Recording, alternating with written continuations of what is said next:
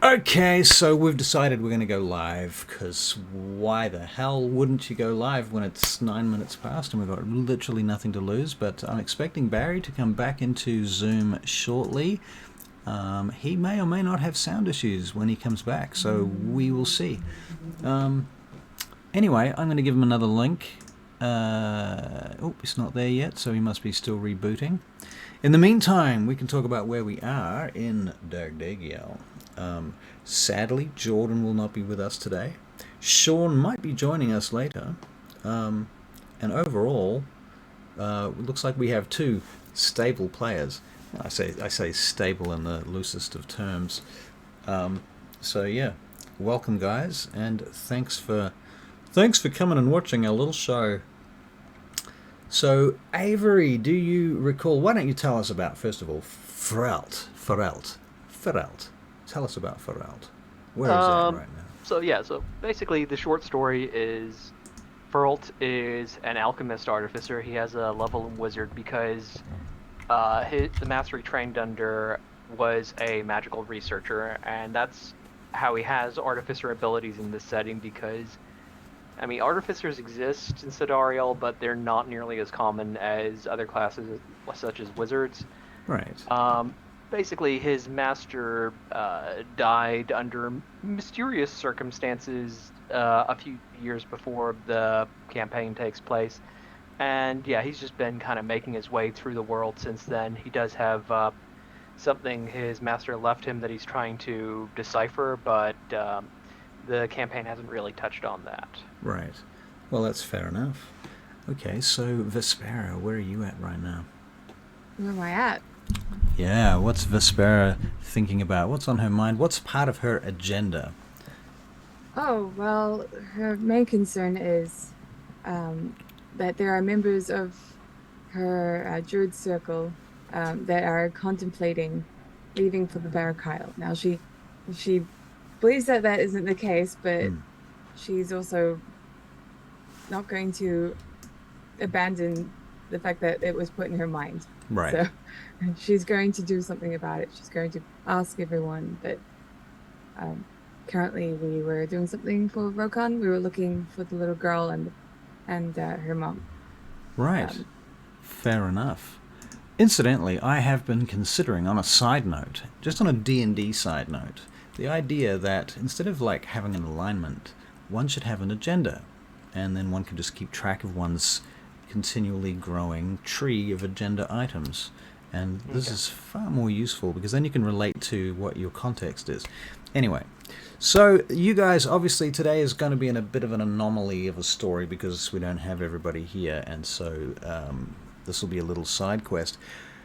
I'm going to try and re-invite Barry. I'm going to do this a few times from time to time and see if we can get him back in here, but that is going to have to be a side issue for now. So where would you two like to begin? We're going to kind of create this space in outside of time and outside of the main storyline for now, just to isolate it a little bit and give us some padding for filling story either end of this little tale with any luck. Okay. So we can start this in a kind of not entirely isolated context. All of the things that have been going on, but they've perhaps calmed down enough that you two have time alone to spend doing something of a shared nature. And it might be that, Vespera, you want to take this time to go and investigate with the Druid Circle. And for whatever reason, Feralt, you may choose to come along on this journey. Does that seem reasonable? That does seem reasonable, especially given that we've been targeted a lot lately. It's probably not a good idea for members of our group to go off on their own at the moment. Right.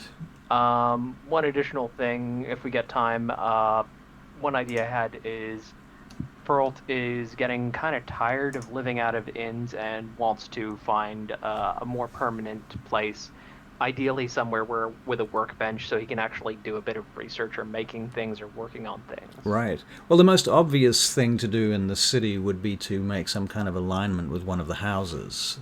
Yeah, but obviously that needs to be, you know, as a group, I can't do that unilaterally. Right.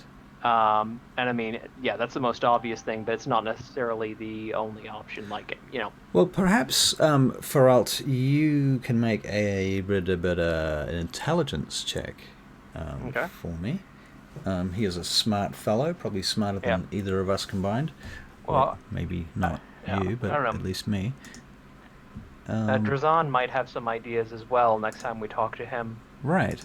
but I'll do an intelligence check. Please. Let's have a look at the stream output. Oh, you gotta be kidding me. What did he roll? A natural 1. You rolled a natural Ooh. 1. Oh. So smart. Okay. For a 4. For a 4. A I natural 1 for I think a the 4. last intelligence check you botched as well. Okay, I don't. well... I making think me this is the wonder. first straight intelligence check I've run. Oh, right. Fair. First straight intelligence. Like, I've run other checks, but I think that's the first straight intelligence. Mm-hmm. Yeah, okay. I guess you just don't have any information. You're too new around here to know. But whatever the opposite is of gaining access to one of the houses or mercenary companies might be for those types of things. You might be able to rent such equipment or hire it perhaps on a short-term basis from somebody as another option maybe. Yeah. But yeah, obviously you're stumped there with a natural 1 and a 4. Okay. Yeah. So where would you like to physically be located at the beginning of this story? Are you in a tavern, do you think? Or, I mean, that's a little bit boring. Let's be honest. How many stories start in taverns? You're in jail. We could start in a morgue. Start in a morgue. Why are you in a morgue, Vespera? You tell me that, and I'm happy to start. Because all our party members are dead. Well, okay, I'll tell wizard. you. Wizard. No, I've got a better idea. We're going to start in a morgue. You start in a morgue, and Drazan is there, and the reason that you're starting in this morgue is because he's showing you some bodies that have been brought in on a wagon from outside the city this morning. These bodies seem to have been left behind by whomever took... In fact, we can do this in character. Drazan gestures to the bodies and he says, "These are the ones that they left behind. The story has it that our friends, the orcs with the red fangs, came for them in the night, took many of them away again. We can assume, based on the intelligence that you gave us, that they've taken them to the quarry camp. Does that seem to make sense? That sounds like the direction that we were able to piece together from the various stories we heard from the few witnesses that survived." Are you all right, Vespera? Is it the bodies that they took? No, they took the survivors. Oh, okay, right. Okay. As slaves, one presumes. Most likely. Okay.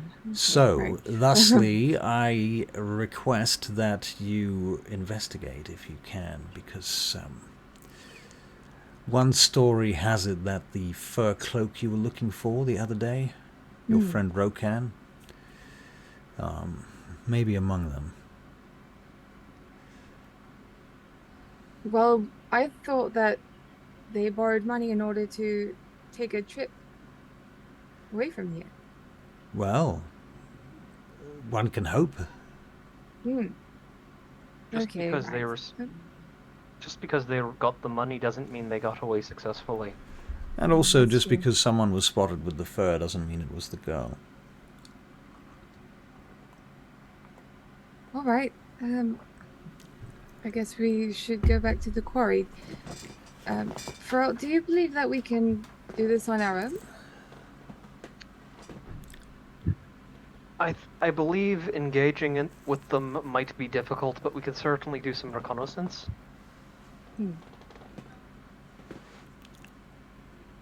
Okay. So what kind of druid can't turn into an animal? One that uses her abilities, her wild shape to create fear, which is more important. Right. Well, you do have Theo, and you do have Stolas. Between you, you have familiars. Yes. That can do things at a certain range, you know. I feel like an owl is a bit more discreet than a giant moth, though. Right. Yeah, just a little. That is true. You can't argue that point. Mm-hmm. All right. Okay. I'm putting on my seatbelt now. Yeah. Okay, so what are you guys going to do? Drazan turns to you. Now, I suppose if you can do some reconnaissance to confirm these reports, that would be very useful. If you're able to strike back and free these people, that would be better. If not, well, I suppose we'll have to rely on the good graces of our masters among the assembly of princes to allocate the funds to spend on these poor civic duties, these refugees. They're not well protected by our laws. It's all right. We will do it, Bazan. I appreciate that. I cannot promise remuneration for this. That's all right. Right, Avery. Peralt, could you change your name? I'm so sorry. It's Okay, gonna drive me. sorry. Thank you. Yeah, give me a sec.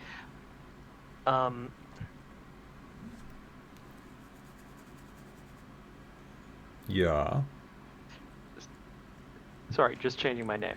No worries. Change your name, change your name. I believe that we can be of some assistance to you. I mean, it never hurts to have friends around the place. Jojo spotted the emotes. I added emotes to the channel yesterday. Very cool. Anyway. Please continue. Yes. Yeah, Yes? you caught what I said before? I'm not sure which bit. Sorry, I said that it never hurts to have friends around the place. Right. Does never hurt to have friends around the place. Okay. True, true. Also, while we're at it, can I investigate the bodies to see if there's anything that appears out of place? Yes. Can you make an investigation check, please?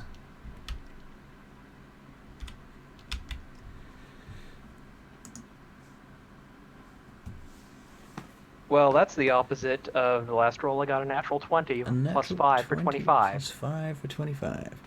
Okay, well, what you find on these bodies, you do find the usual kinds of humanoid desecration that is involved with violence, slashing wounds and gashes and gore. Some of it looks pretty functional in terms of I want this individual dead now, so I'm going to kill them as quickly as possible. On the other hand, there is a certain amount of what you feel is a little bit more ritualistic to that. Some of these individuals look like they might have been tortured, possibly for information or possibly for pleasure, hard to tell.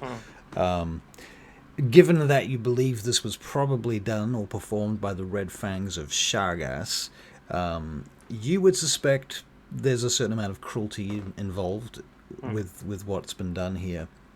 The other thing that surprises you is that there are, among the, let's say there's 12 bodies here, among them, 3 of them seem to have had some kind of magical burn marks affecting them.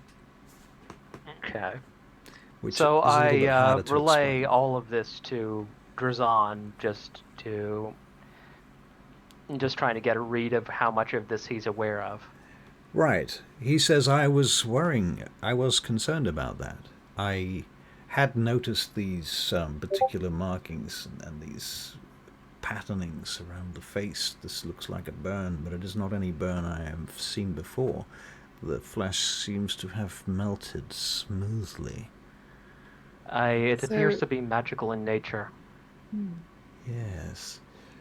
How would you explain this? Do these red fangs, do they have magical powers? Are they wizards? Could I look at the fire wound? Well, the burns. It Yes. might not be fire. Of So, course you can. Of course you can. what might I roll for that? Oh, you can make an arc. Oh, the wounds themselves. Well, Hmm. because are you looking for the magical effect, or are you looking for a kind of a medical side of it? Because it's obviously arcana or medicine. I'll do Arcana. Okay. To tell if it's fire or if it's acid or something. Okay. Can I assist with that? Yes. Please, thank you. How kind. Well, it's a little Yep. better. 12. 12. It looks like a long sustained amount of fire, but very, very even. Which is what makes it appear to be magical, because, like in real life, it'd be like a torch, like a gas torch or something. But in a setting like this, the only thing that would produce that kind of fire is magic, a sustained, constant hot flame. Does this feel like they were they? Is this like an interrogation tactic? Do you think? Could have been. Have we come across when we've come across these orcs? Do they have these abilities? Do they interrogate people? You haven't seen them do that yet, but then you haven't witnessed that. I mean, have you? Really, you've only got your experience in game to go by. Yeah.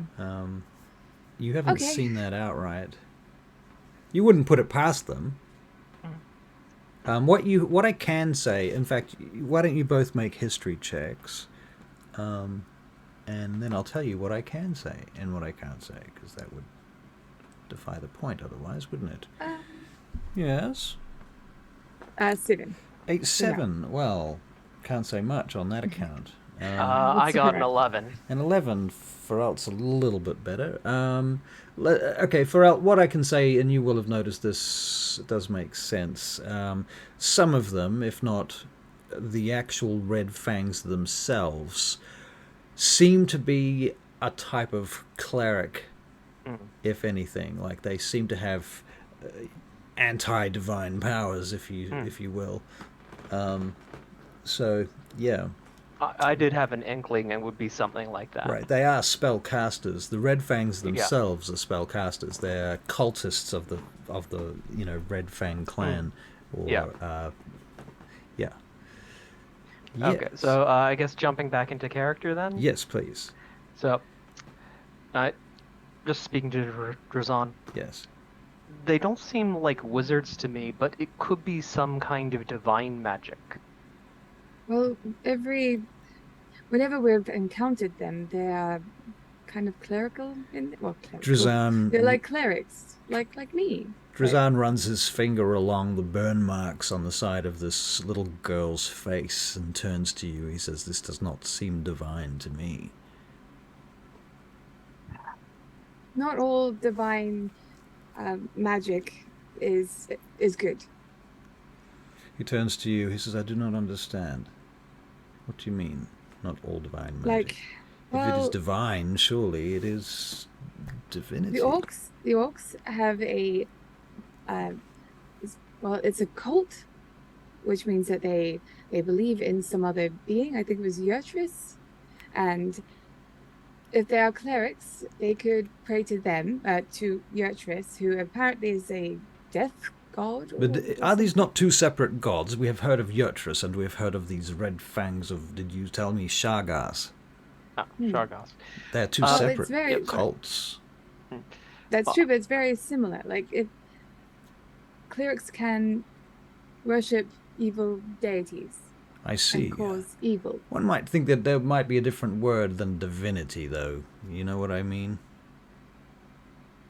Never mind. Potentially. I certainly grasp your point. However, that is broadly how the magic is categorized. Seems to me these are infernal beings, some sort of...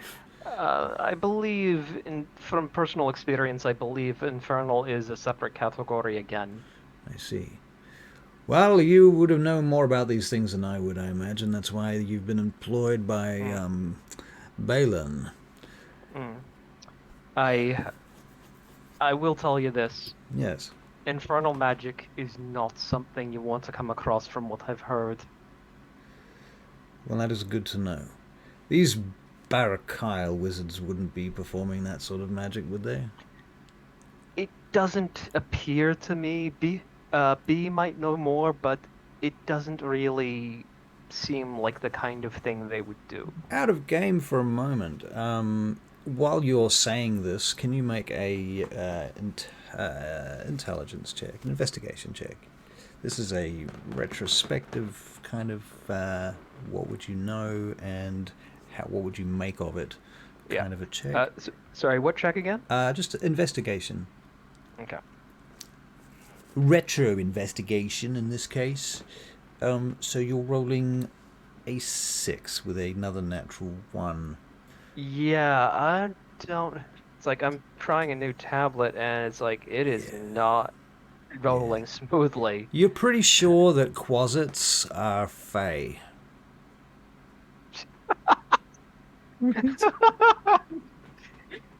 Yes, that makes sense. Quasits are definitely fae. Well, that's not correct, Farrell. I didn't say. I Nice didn't try. say that out loud. Yeah, like Maybe you're just a little jumbled today. he hasn't had his dwarven malt. Right. Very good. Okay, so Drazan, very serious. Morgue, yes, looking at dead bodies of children. No laughing. This is serious. Yes, no, I understand. I was laughing out of character. I'm kidding. All right. So, do you think you'll be able to action this soon, or will you need more time? Where are your friends? Whoring, I no doubt. Oh, Alcas. that's not like them. What about Rokan? I'm sure he's around somewhere, feeding his face. On that note, let me see if I can get Barry back on the Zooms. Yes, I can. Okay, so Barry's being invited. We're going to see if he's got sound this time. That'll be interesting. Hopefully he does, because... I mean, one can assume he does, because surely he has not opened up Zoom without it. He hasn't tested it, but maybe this is how he's testing. I am overthinking all of this. So... Alright, please continue. He's been invited, so he'll pop in when he's ready, if he does. Do you mind if we... Awesome. Do you mind if we borrow some horses? Like last time? Of course, if you wish to use those horses, I will admit that, yes. I can appropriate certain amounts of small petty cash to this cause. Got sound? Excellent. Can you hear us, Barry? Yep. Oh yeah. Okay. We are go. All right. So Barry, Rokan, right now you come and find Drazan. You know these two have gone to see Drazan, and so you've come along and tagged along and wandered into the gatehouse, and into the guardhouse, and they've ushered you through because they know you somewhat as a member of this companion party. And you find Vespera and Ferelt in the morgue downstairs where a soldier admits you, and you see them standing in this dank morgue beneath the gatehouse looking about at 12 bodies. Some of them look vaguely familiar to you. Hey, Vancouver by Night, welcome. Some of the bodies look vaguely familiar to you as members of the community of refugees that have been living outside the city of DAGDAGIEL on the plains in tents and wagons and small huts. And among these people, these are the people from among whom the little girl Sarah and her mother, whom you gave your fur coat to back on the very first episode of this series, this campaign, she was among those people. So that's what you know when you walk into the room. Ferelt and Vespera appear to have fairly serious countenances, and Drazan turns. Ah, Rokan, you were able to make it, he says. Come in. What? Do. Guards, they shut the door. I have a look of panic because I'm a little bit worried Rokan's going to say something. So, why we at morgue? Well, Rokan, so we're here because there are more slaves been taken by the Red Fang Orcs, and we think that perhaps one of them was Sarah and Sorcha. Well, you know, both of them.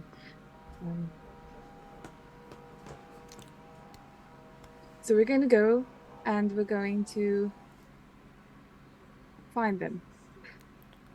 Good And hopefully idea. rescue everyone. Me think good idea. Good.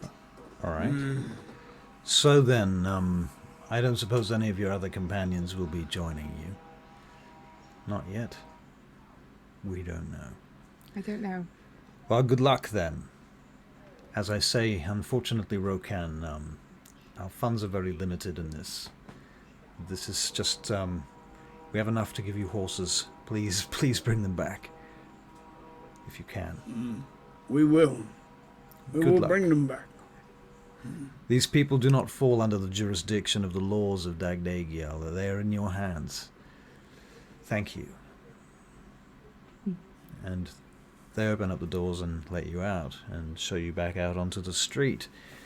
Yep. And because this is not Veingate, you will not make dexterity saving throws to be run over or otherwise splashed in the face with mud from cartwheels. Apparently you do that in our one as well, so. Do I do that in your one as well? Yeah, multiple Oh. times. Oh, Yes. okay. Yes. I'm sorry. Old hat.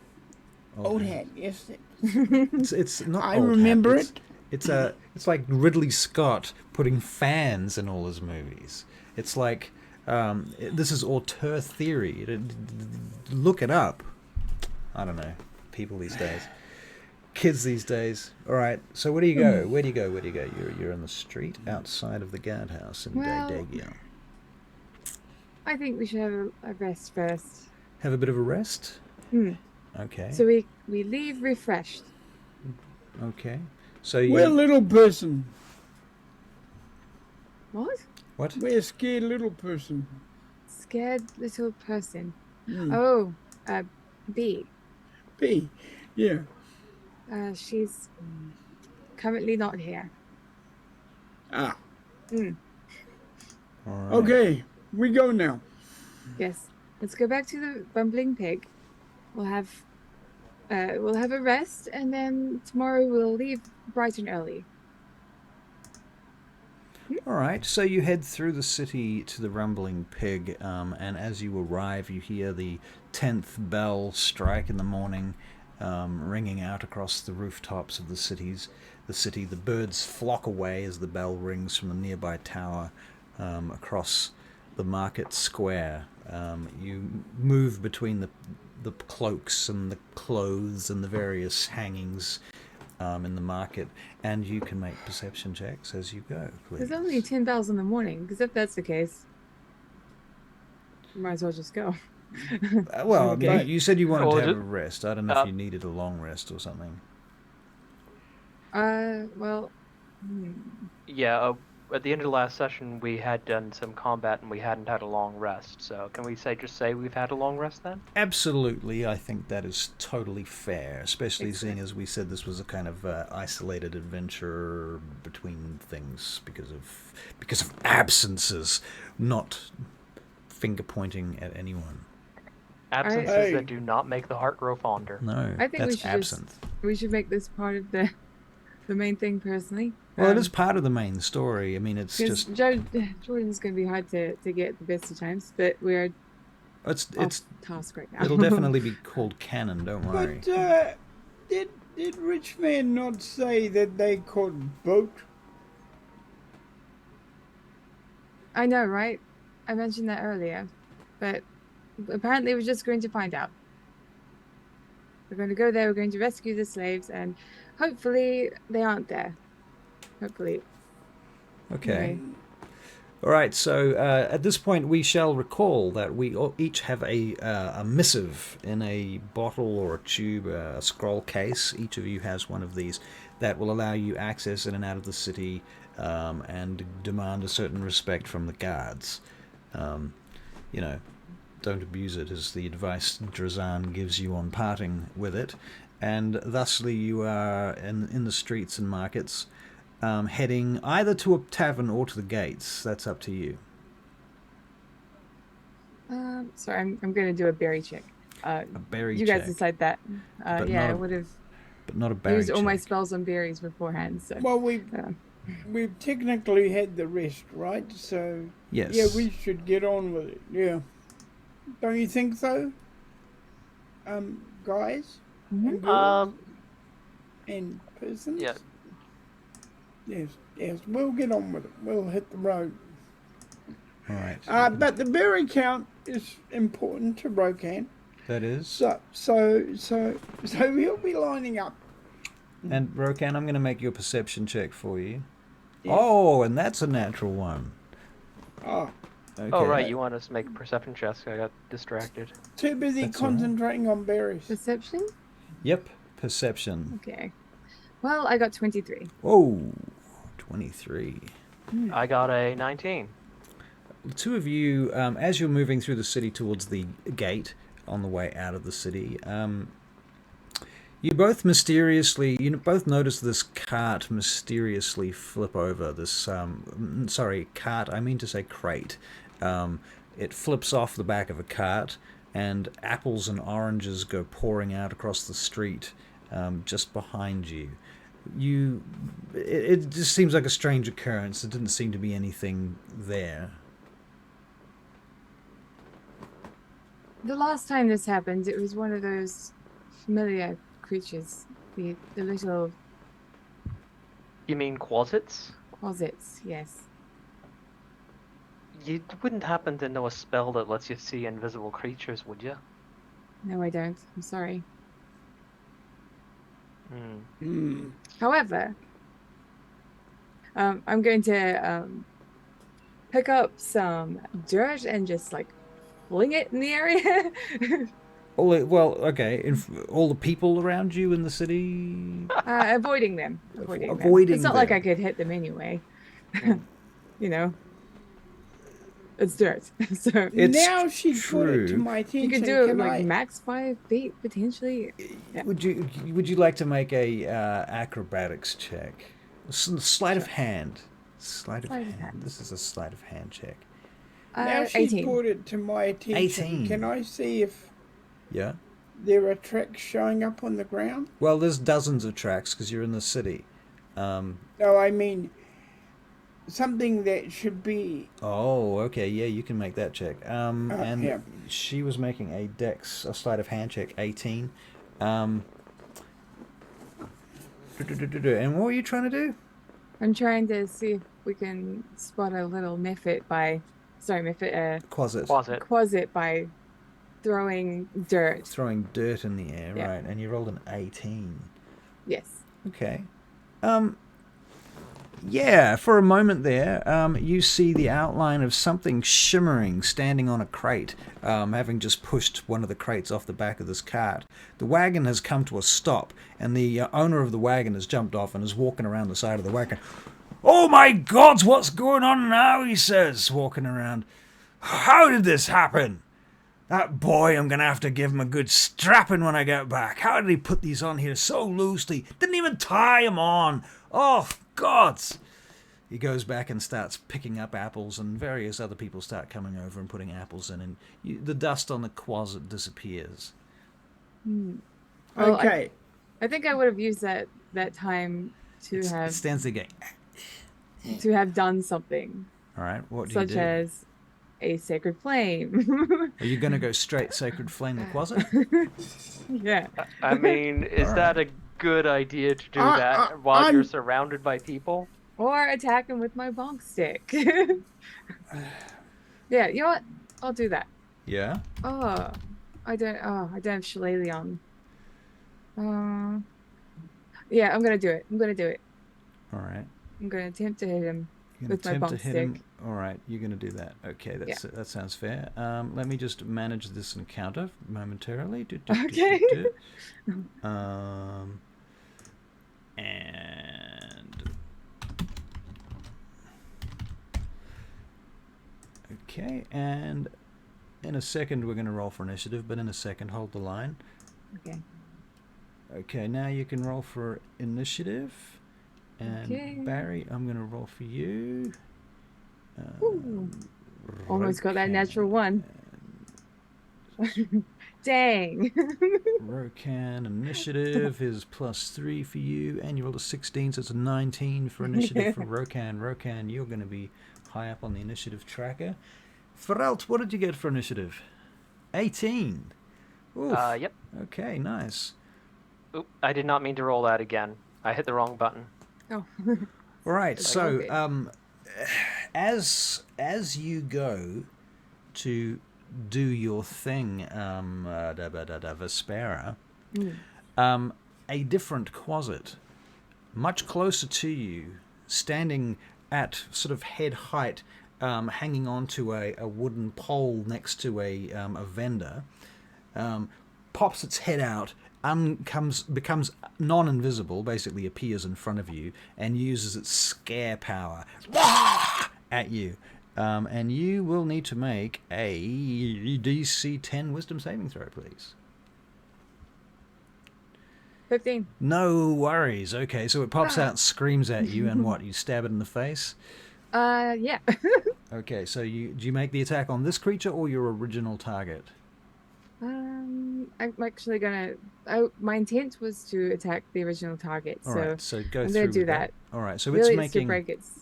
It's to break its invisibility. It's a dex save. It has, right? Well, I'm just attacking it with my quarterstaff. So. Oh, are you? Okay. Yeah, this is the original target then. So you're yes. moving to that target. Okay, cool. All right, so you're moving away from the guy that's hanging on the thing to get to the original target. You're hitting him with a quarterstaff. You can roll. You're rolling to hit. Okay, cool. Oh, no. I missed him. That's a 6. Never mind. Do you have any other actions? Bonus actions, movement, flavor, or dialogue? Well, now that I have the time. Yes. Because I thought this was just going to be out of combat attack. But if it's in combat, I'm going to cast Shillelagh. Okay, so you cast Shillelagh. All right, so that's your bonus action? Yes, I make my bombstickle glowy and beautiful and maple leafy. Very good. So your staff blossoms out into maple leaves and magical glowy stuff. Rokan, it's your turn now. Do you want to do anything? You've seen Vespera throwing magic around briefly. I can't see what she's throwing it at. What did you roll on your perception? Was like a 6, wasn't it? 19. 19? Yeah. No, you got 19 for initiative, which is why it's your turn. Sorry, Second. Wrong one. That's okay. She got a Yeah, he got a 3 for perception. Oh, I got a 3 for perception. Never mind. Okay, so you haven't seen it now. I'm still trying to figure out what way's up. Well, at this point, you can make another perception check, I think, to see what everyone's looking at. Yeah. Because that's all going on. And seeing as you're in combat, it's a little bit more obvious. A 9. Okay, so something's going on, but you still haven't figured out what it is. That's a bit sad, unfortunately. Okay, in which case, Ferelt, would you like to make a perception check? Okay, just a moment. What the? What? Yeah, where? What? Where is it? Rokan, there's a bunch of... You see a flock of sheep coming around the corner up ahead. So, looks like I got a 9 for that perception check. Okay, so you haven't noticed either. All right. Okay. Hilarious.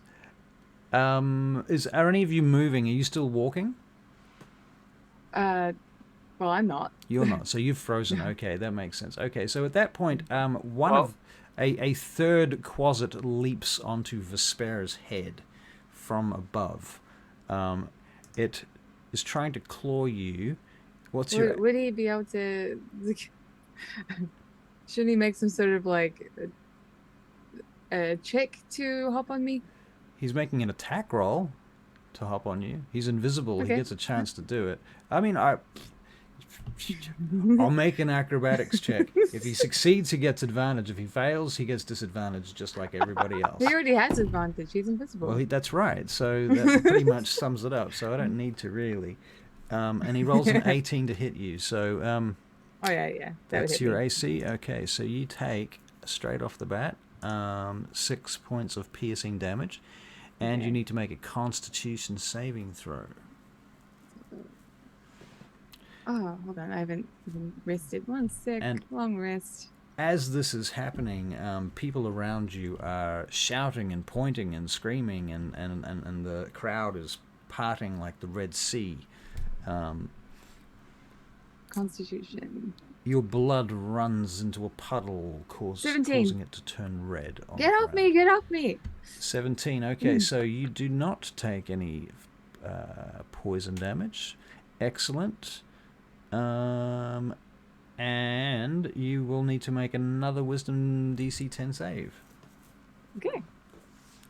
Oh yeah, too easy. 18. No worries. Okay, Vespera, now it's your turn. All right. I 2 quasits on you. Well, did not enjoy no, that 1 at on all. you, technically. Yeah. I'm going to bring out Theo. Theo. Yep, that's my action to have her there, and I'm going to tell her to fire teleport moth. me, back. Back. Woof. Okay, yeah. so you teleport back 10, 15 feet. Yes. And the quasit makes some sort of save. Is it a dex so- save? I looked at like his thing again, Theo's thing again. Yep. And it's actually like 10 feet each direction that the fire hurts him. So it might not just hurt this one closet, it might hit another. Right. There was one on me, so Yep. it Okay, definitely so hurt that one. all the quasits within a 10-foot radius, is it? Yeah. Yep. Okay. Yeah, there's 2 of them. Sweet. And they will have to make a dex. One saves with an 18 plus 3 is 21. Yep, that's fine. The other one probably doesn't save with an 11. Nope. Okay, so do your fire damage to one of your quasits. So There- 7. Okay, 7 points of damage. Okay, so that kills one of the quasits outright. He squeals as he is burned up. At the same time as that happens, a lady jumps just out of the fire next to the side, as does a child who does not do quite so well. I mean, they can come along with me. They can choose to come with you. Yeah. So in an instantaneous moment, this fire rages up, time freezes, and they go, do I want to go through with this or not? Strange lady wants to teleport me. How do I know this information? God knows. I imagined it to feel like a strong urge, a strong pull. To get away. Just to follow where you're going to teleport. Like, they don't know it's a teleport. They just feel a strong urge, a strong pulling. I'm going to make wisdom saves for them to see if they realize this. The lady who got out of the way anyway, so she rolled a 6, so she didn't realize, but that's okay. The kid, 18. Okay, yep. So you've saved the child as well. Okay, good. Excellent. Okay, so you've You killed the saved the quasit. child. Yeah, you saved the child from yourself. You Good saved job. the child from yourself and killed a quasit in the same Why don't you turn. firebolt someone else? Firebolt someone else for Right. The third quasit jumps out at still at Vespera, because they haven't really they don't seem to have put together the fact that the 3 of you are a group at this point. So they're all basically swarming Vespera. These 3 little bastards about the size of, spider monkeys. And they're really nasty. So Vespera, you need to make another wisdom save, please, against its scare tactic. Now, at this point, Rokan and Feralt, you have both definitely witnessed what's going on. What'd you I roll got there? 9, but I'm going to re-roll inspiration. Reroll inspiration, eh? Yes. Cheeky I inspiration. used the wrong one. My bad. Don't take that one. That was even worse. Oh, natural 20. Oh, Okay, I rolled a con save before. That wasn't the right one. So you failed the wisdom save, did I say? No. I succeeded. You succeeded. Okay. I got a natural 20. Oh, I see. Okay, cool. The first quasit goes to attack you with its claws. It rolls a massive 9. I don't suppose that's going to hit you anytime soon, is it? Nope. Rokan, at this point, you see 3 of these little dastardly fiends climbing all over Vespera, slashing and cutting at her with their claws, and she's fighting them off with a stick. Okay. What would you like to do, Rokan? What weapons do I have apart from axes and You've got 2 arrows? axes, you've got a bow and arrow, you've got probably got some daggers. I'm more than happy for you to have some knives. I'll use daggers. You're going to use daggers? Yeah. Okay, alright. So you move up and take out your dagger. Let me just check that you do have a dagger on your character sheet. You do not, so I'm going to quickly add one. Are you sure you don't want to just use your hand axes and save us all 2 minutes? There is a danger I might chop up the one person I don't want to chop up. Well, technically, I mean, D&D, as far as a game system is concerned, it doesn't care for that anyway. Okay, all right. If it doesn't care for that, well, it's all right. I'll get my axes. Okay. All right, so you're going to take your axes and go for it. Yeah, and I'm going to say, time for a haircut, Vespera. Okay. Hand axe number 1 coming in. Now, you're not casting Hunter's Mark or anything? No. No? Okay, cool. So, first hand axe comes in with a natural 20 for 24. Rolling crit damage. And you annihilate the first one. You just chop it straight off her shoulder.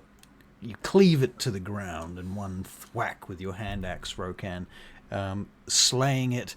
Now, bearing in mind, the first one's hit the ground. This is the second one now, and they're both beginning to evaporate, as fiends do in this location. I'll do my second axe. You take your second attack with your second axe to the second quasit. That's a dirty 20. That hits. And you do a further 6 points of damage, severely injuring it. So, yes. Okay, nice. Oh, well. Little bit of blood in the hair. Not hurt anything. All right. That's the end of your turn, Rokan, I suspect. Yep. Feralt, there's one last quasit molesting Vespera presently. Okay, and so it's also been smashed quite severely, so it's trying to run away and hide, actually, at this point. Using Vespera as cover. Yeah. Okay, well, don't want to hit her, and it's injured. Yeah. And I don't give a shit about stealth at this point. We've been throwing magic around and shit, so Yep. I am going to have it make a wisdom save. Okay. Toll the dead. Toll the dead. So, boom goes off. This massive bell sound directly above you and the group. Hey, I have a question. Do other people hear this bell? Absolutely, they do. Everyone hears it. Everybody hears it. So the whole crowd around you sort of stop, stand back, take cover, huddle in corners, duck under chairs.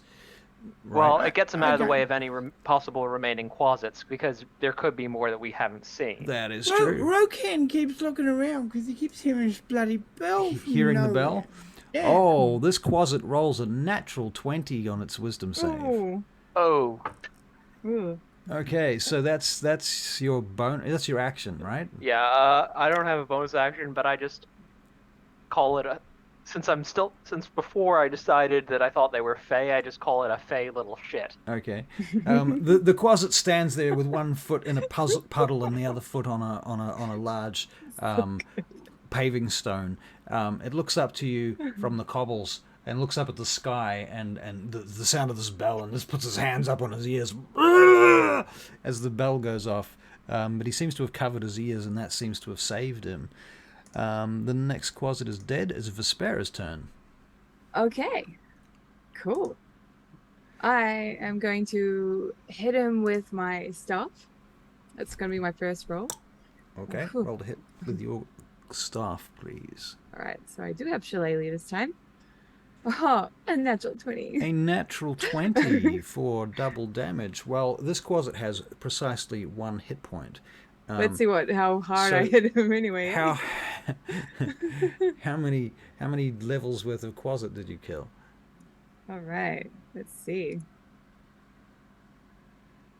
Okay, so 10. Wow, that's pretty good. would have killed him. That doesn't feel even right. if he had full hit points.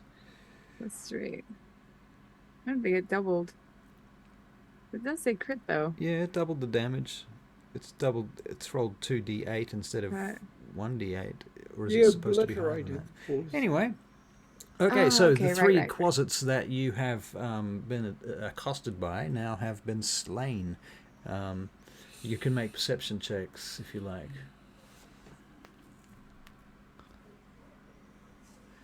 Perception. 21. 21. Nice. Rokan. Perception is +2.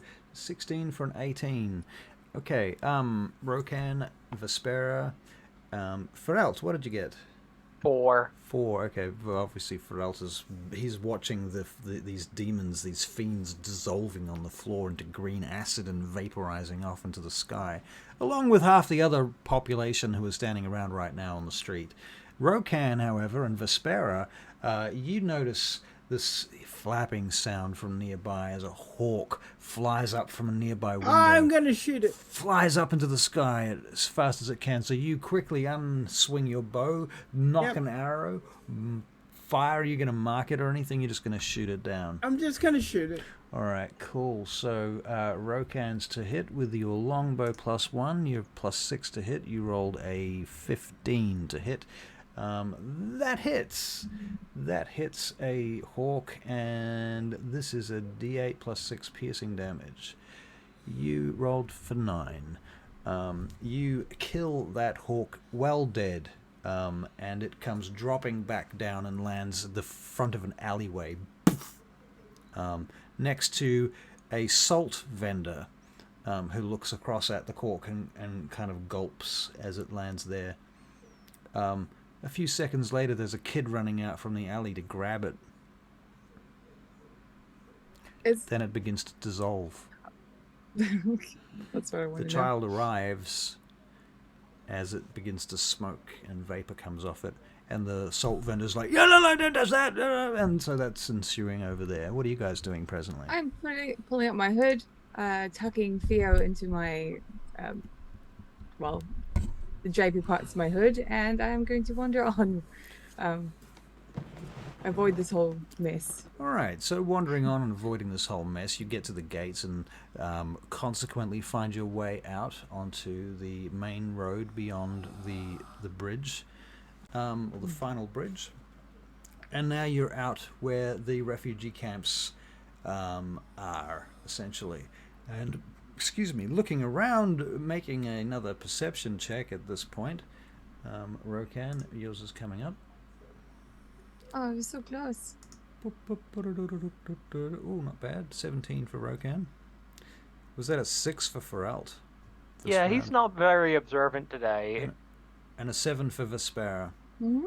Okay, so you guys, obviously, you might be just talking together about something inane on the way or something, like watch out for that horse shit. And Rokan, you're looking around the horizon and looking at the camps and what have you, and you can see some of these camps have been burned down. There are less people here than there were when you were selling fur out here a few weeks back. These people have been thinned out, and you're not sure when or how that happened, but there's less of them, and the camps themselves seem to be you see like a pile of, there's a bunch of tents over there where the tent poles have been ransacked, and the tent poles are broken and they're sticking up at all angles and shit like that. There's a flock of geese that don't seem to have a master, kind of just running around, and people are trying to collect them for themselves. There are not so many people here. A lot of wreckage too. You see a healer on the side of the road, standing with a white cloak and an emblem about their neck of blue lapis lazuli, and she is kneeling next to a burn victim on the side of the road. You see as you get closer, and basically trying to relieve this person's suffering. I'll wander over too. Hello. She turns around and looks up at you from where she's kneeling. Greetings, my lady. Hi. My name is Vespera. We have Ferald here, and this is Rokon. She begins to stand up from where she was and turns to you, and you notice that she seems to be half elf or an elf or something like that. Beneath her cloak, you can just make out one of her ears a little pointed. She looks at you. Well, a couple of us are healers as well. I see. I just pull out my sack of 50 good berries. Oh, this is good. I know what these are. You do? These are good berries, are they not? You must be a druid. Are you from the circle? Yeah. Do you know I'm the so circle? sorry to hear what happened. What do you mean? Oh, you don't know. No, but I would like to. Have you just arrived here? Well, What happened? the circle. I assume your circle from your robes. The wild fire druids. Is that? They're the ones. Indeed. They have retreated back to the next valley. They sustained some sort of raid in the night.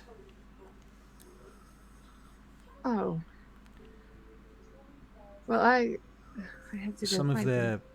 people have been taken. Taken? By the orcs? One, I don't know about orcs. I only know that the survivors claim that their numbers are fewer. That was before they left. All right. Okay, we're on our way to go and rescue whomever is still alive. But I want you to take these berries, and Thank I you. want you to hand them out to people, Very well, I will do so. to whomever needs them. Except for, actually, I take a few of them because we're probably going to need them. The ones that I used a level 2 spell on, I think I'll take those. So I'll take 10 out.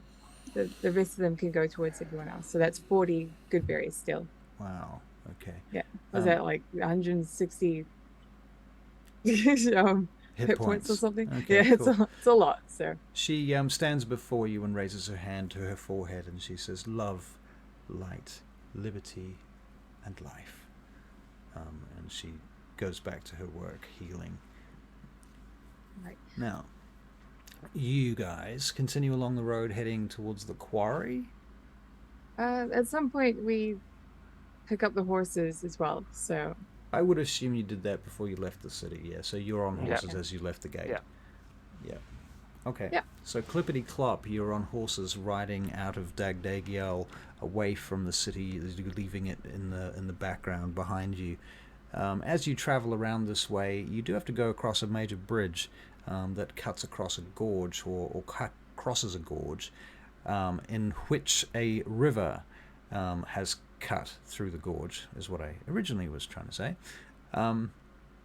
This river comes down the mountains from somewhere above and behind DAGDAGIEL, and stretches out and goes all the way down to a delta not far from here, out to sea.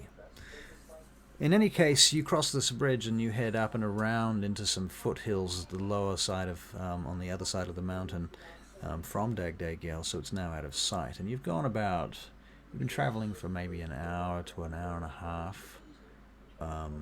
As you begin to get into the quarry zone, we shall call it. There are a number of places around here where there have been quarries. Some of them are still active quarries. And as you go through here, there will be wagons traveling back and forth. The ones leaving here are full of stone of different quality and type and size and cut, being drawn by wagons of aurochs or other beasts of burden. There's a few guards among them. They're not heavily guarded. It's pretty hard to steal a wagon full of stone, I imagine, but that being said, it still can be done. So there are guards wandering around. And your path winds up to the last of these quarries, where the Red Fang encampment was last time you were there. Now, you're at the bottom. The road is at the bottom of this particular gorge. And so there is a high bluff on either side of you as you travel. And around the corner, on the next corner, you know that's where the Red Fang encampment is going to lie. So I'm going to place you 500 feet away from the Red Fang encampment presently so that you can go live and decide what you want to do. Right. Feel free to ask questions, help me paint a Well, picture. Theo would have disappeared. Okay. I would have had Stolas basically circling overhead, looking for anything that looked like a threat to alert me. All right. Can you make a perception check for Stolas, please? Okay, he gets advantage, and it's +3, so it's going to be 2 higher than whatever I roll. So he got a 13. A 13. Okay. Stolas notices when he comes back from his mission, his scouting mission, he tells you that, or he shows you in his vision, that there are a few orcs of different caliber scouting the ridges above, Okay. on watch, up ahead. And he says, you see an image of an orc tending to a giant bat, Okay. up on top of a column of stone, and you think you know the one. The image it resembles this column of stone where the 2 huts were last time you went to visit this camp. And did he see any captives? He didn't see any captives per se, but there are a lot of tents down among the refugees at the base of this column. Okay. Yeah. Okay. Looking at the road around us, can I tell if it looks like there's been what would seem like if there's fresh tracks from a lot of people? There are fresh tracks from a lot of people. Okay. Certainly. I mean, Rokan, you can make a survival check too if you want to check on tracking. Yeah, I'll do that. Can I assist him with that? Yep, you can assist him with that, and that brings his survival check to a 16. So Rokan, yeah, you definitely see tracks here, and they seem to be hasty. What you're seeing is animals, heavily laden horses, oddly enough. Couple of wagons as well, but I mean, this particular location, because it's the last of the quarries up here among the hills, there isn't any more traffic than the traffic that comes here and goes. It's not a two-way road, you know. So whoever leaves here leaves tracks, and whoever comes here leaves tracks. So there's no spare tracks. So that makes things a little easier. You get the impression that in the last 24 hours, Rokan, a large group of horses and foot people left the camp and then came back with heavier laden beasts of burden than they left with. It's the impression that you have. Okay. There's been some people here. They go that way Rokan, you see marks where there's blood on the ground too. and they come back with heavy laden. Not so laden when they go, but laden when they come back. The ones coming back appear, from your investigations, appear to be bloodied and bleeding too. There's spots of blood on the ground. The ones coming back is hurt people. See blood on ground? I see. I should also tell you, Stolas saw scouts and watchers up ahead on top of the ridge. We got to be careful about that. There's even that one with a giant bat. You know that the road essentially is being watched ahead. Russell, So, what specifically does a red fang look like? well, a red fang of Shargas looks like a fierce orc warrior wearing black armor with their tusks dyed or painted red, massive tusks painted red. They tend to wear heavy fur cloaks or leather cloaks made up from the leather of the animals of the environment that they are living in, or if not, potentially their enemies. So in some cases, cloaks made from elven skin. Yes, so there's that. They have war paint. They tend to have very shaggy hair tied back into some sort of thick ponytail that may have silver or other types of metal clasps in it. They carry a number of different weapons, from scythes to swords, scimitars and such. Anything And that starts with axes actually. as well? Oh yeah, axes. Yeah, for sure. Yeah. If I may, I think what Barry is getting at is, could he feasibly disguise himself as a Red Fang? Is that what you're getting at? Yeah, that's what I'm getting at. We're going to make a history check for Rokan to see whether he thinks that's possible. History. There you go. Okay, there's no bonus to this dice roll, so sadly it's an 8. Maybe, especially if it was like in the dark or something, but the thing that you think you might not know is too much about their like rituals or anything. They might have like hand signs or like gang signs and stuff like that. Gotcha. So you wouldn't know about that. And if they have any particular markings, like their war paint, they wear war paint, but you don't know whether it signifies rank or anything like that. You've got no kind of depth of understanding to their business, so to speak. You know that they cast spells. The actual Red Fangs are kind of, they're clerics, ultimately. Especially the high-ranking ones are terrifying. The run-of-the-mill ones really just grab people from the back corridors and kidnap them or assassinate people unbeknownst, using their giant bats to land in places to get to them, and their stealth. But that's the usual tactics. That's what you know. Which makes them terrifying to the average orc or even enemy of Shargas. Could be anyone. So what would you like to do anyhow? Okay. No, disguise is not going to be a good idea. Because, all their stuff, it means something. So they catch me out, and their magic as well. So, Well, is there any way that you can help us through this terrain without being caught? Me? Yeah, you.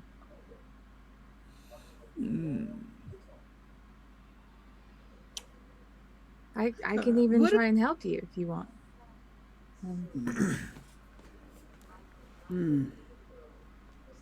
Well, what time of day is it? It's morning. Well, you left at 11 bells, I think, or was it 10 bells, something like that. So I'm thinking by the time you get here, it's closer to midday. The two suns are high in the sky right now, presently. And if we wait till night time, they'll probably move them, Maybe they could do that. Or kill them. Yes, we're on a time crunch here. Kill them. Depends what they are taking them for. I mean, if they're taking them as... you don't think they would move them to the quarry just to kill them. unless they had some ulterior motive. More likely, in Rokan, in your opinion, they would be taking them to sell as slaves. Which brings up the question of what route would they take, and who would they sell them to, and where would they go? And you don't know the answer to any of those questions. Do they do business with other kinds of people? Like, yeah, yeah. they do. I mean, Could these two possibly sell me to them? that's not that's possible. It's also possible that you could sell them to them as well. You know. I'll bring up these matters. All right, so you bring up these matters with the players. Go on. Yeah.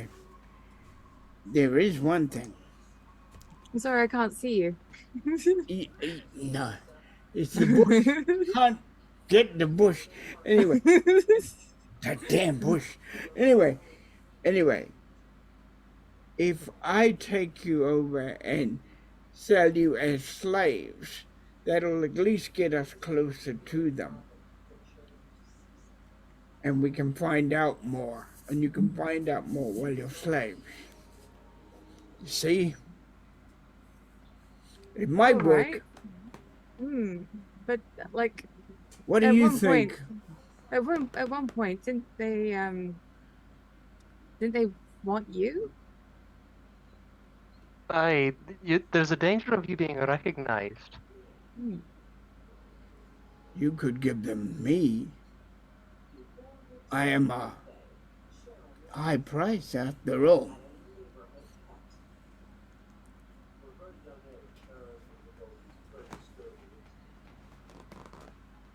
What do you think? We do? I still can't see you. What do you think? We Bush. do? What do you think, guys? Feralt, is Stolas doing continual scouting, or is I he think back on what your he would shoulder right now? the problem is continual scouting. There is a danger of him being seen. So I think what he probably would have done is found like a tree branch or something where he could position himself and just look around. Okay. Well, Stolas comes back, and the next download of information comes on locations and positions of enemies and so forth. Okay. And so you get a bit of an update as to what to expect around the corner, and you think that there are probably about 6 or 7 actually dangerous orcs that have access to weapons around there, not including at least one actual Red Fang who appears to be overlooking the whole situation from up on high. Okay. That individual appears to have an apprentice who looks after their giant bat. Okay. And amongst the general population, you get the impression that there are possibly people being hidden in the huts and tents of the refugee population here. There's also a wagon that seems to be unused and unhitched right now at the back of all of this, with a separate structure that appears to be some kind of storehouse where there's a few malcontent looking orcs hanging out the back of that storehouse doing nothing while their brethren are out laboring in the nearby fields. Okay. You get the impression, Feralt, that you could possibly, if you were careful, maybe take out the guards or the Overwatch guards from the ridges without them noticing each other if you were very careful, but someone would have to do that very quietly, you would think. Okay. So basically, I'm just going to relay what Stolas has seen, as well as pulling out a parchment and just, doing the drone thing, showing them images, just to convey what I've seen without, the question of misinterpretation. And this is with minor illusion, isn't it? Well, it's not minor illusion. It's a class feature. A class magical feature. tinkering. Right. So it's like, so basically, you know, I am actually putting static images one after another onto a piece of parchment. Right. Okay. So it's kind of like, PowerPoint. yeah, basically PowerPoint is what I was going to say. Right. It's like magical PowerPoint. Magic PowerPoint. Okay, cool. I kind of think what would be the best idea is to distract them, make a massive distraction so everyone is focused on that. You can just sneak in. Hmm. Anyone know how to make a ruckus? Well, Well, I do know one way of making a ruckus. I don't know if it'll get the reaction we want. Okay. Are you thinking what I'm thinking? Definitely not. But what are you thinking? Bong! Oh, right. I like that. That's amazing. Yes, I like that. What do you mean? Yeah, the bells Yep. you keep hearing. Huh? That's the bells, you know, The the bells, spell the I cast that makes bells. the sound of giant bells. And you can do that from a distance and without Uh, them realizing, right? I can do it to about 60 feet away, and then given the volume, they should be able to hear it from farther. Hmm. If I was able to do it, Oh, what about your bird? no, I can't do that one through the bird. Only so out of character that only works for touch spells. Oh, right. Okay. No, Stolas cannot do that. He can act as a conduit for certain types of magic, but nothing with range. Right. Sounds like a fun idea. Yeah. Hmm. Out of character, one thing I was originally looking at doing before I found out I couldn't was I had the idea of you casting lightning lure through him and yoinking people off ledges, but sadly that doesn't work. Oh. That would be cool, wouldn't it? Yeah. It would be cool. So if I use that magic, I can certainly attract their attention, but I feel like it might be a good idea to thin out their numbers a little first. Oh, that. Okay. Hmm. Well, why don't we take the stragglers? Have Stolas try and find them for So us, what do and you we'll both think? take them one at a time. Oh, Stolas, can you make a new perception check, please? Yep, just a moment. So, be nice if they actually had, like, you know, special roles for familiars on this. you know So what? that That's is right. an 11. An 11.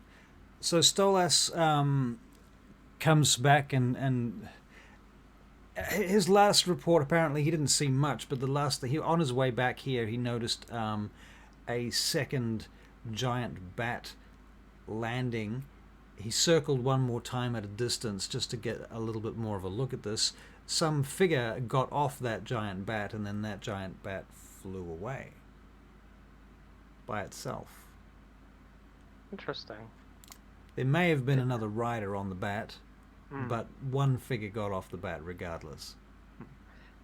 It appears somebody else has come in on one of those bats they ride. Right. Okay. Are we gonna do the bell thing? Okay, but we need to discuss. We need to position ourselves and discuss where to do it from.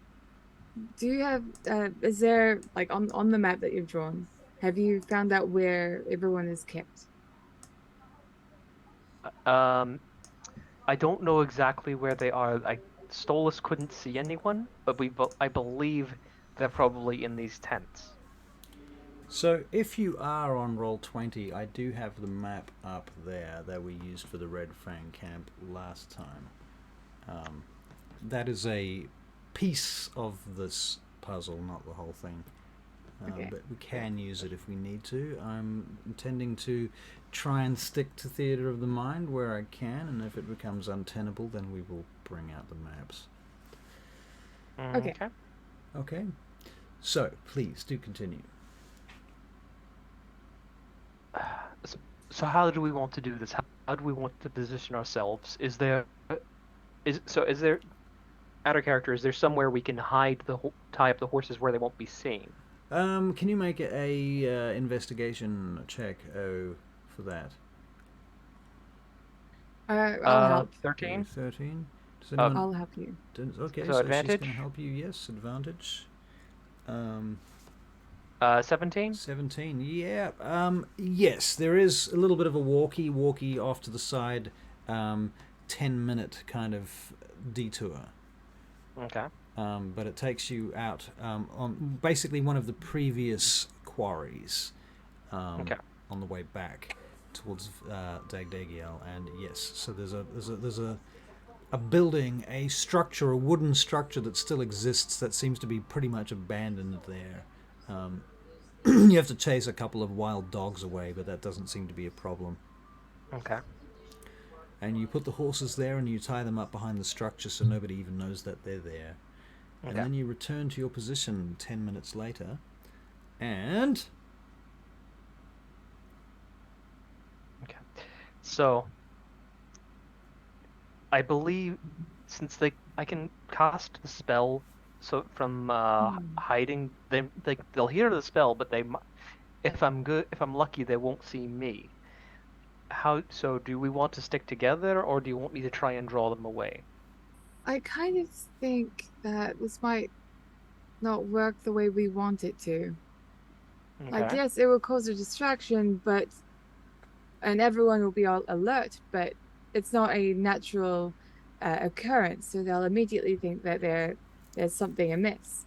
If we were to cause something like set one of their guard towers on fire or something, then they'll be like, oh, look at that, it's on fire. Okay, on that note, Feralt and Rokan and Vespera, what you remember is they don't have a guard tower, but they do have this rock, this massive column of stone that stands in the edge of the quarry.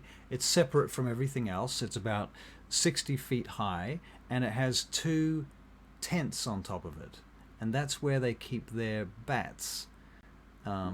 So, and then nothing can get up there except by one rope, which last time I think caught on fire. It was a ladder. A ladder, yeah, right, a ladder. And it would be a rope ladder, so yeah. So feasibly you could pull it up too. So if you were to get to that position up there, everything down below you would be cannon fodder. But you'd have to take that spot, and for them to get to you, they'd have to fight their way up the walls, if they even could. But you'd have to take the camp first. Rokan's gonna see if he can stealthily get to that ladder. Okay, well, what you know is that to get to that ladder, you would have to get through the whole camp in broad daylight. So the answer to that is not through the camp, but if you were to go across the ridges and get yourself up above the cliff tops, then you could get within about 15 feet of that wall. You could feasibly jump to the rope ladder from the cliff. All right. He'll set about doing that. I'm trying to see it in my mind. So, how can I explain this any better? Okay, I've got a simulation that I'm going to use rather than draw this up on a map, which I could do in Roll20. So actually, quick question. Rather than using the rope ladder, Yep. if we had a grappling hook going from the back, could we feasibly get up that way? Not easily from the ground. Not from the ground level. I mean, you maybe, but I mean, it would the be point hard. where you're talking about us jumping to the rope ladder. Right, you could do it from there. Yes, you could do that. Yeah, so I'm saying, like, because I do have a grappling hook and rope in my bag of holding. Right. So if we threw the grappling hook from there, could we feasibly do that rather than you could essentially climb make up the rope rather than jumping across to the rope ladder? You could essentially make a zip line that would go down about 10 feet. Oh, it's going down. Okay. Yeah, it would be jumping down about 10 yeah, it's feet like going down. That would work as well. You know, we can just like put something over it and just ride it down. Yep. Okay. Yep. Okay, so you're going to start heading up into the hills to get up behind the cliffs, up behind the quarry then. Yep. And that takes a couple of hours of fucking around.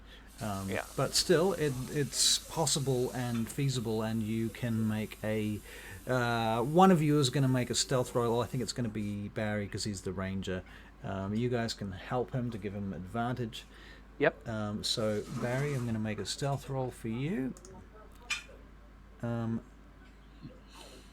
With advantage. Here we go. Dun, dun, dun, dun, dun, dun. Ooh, that's a 23.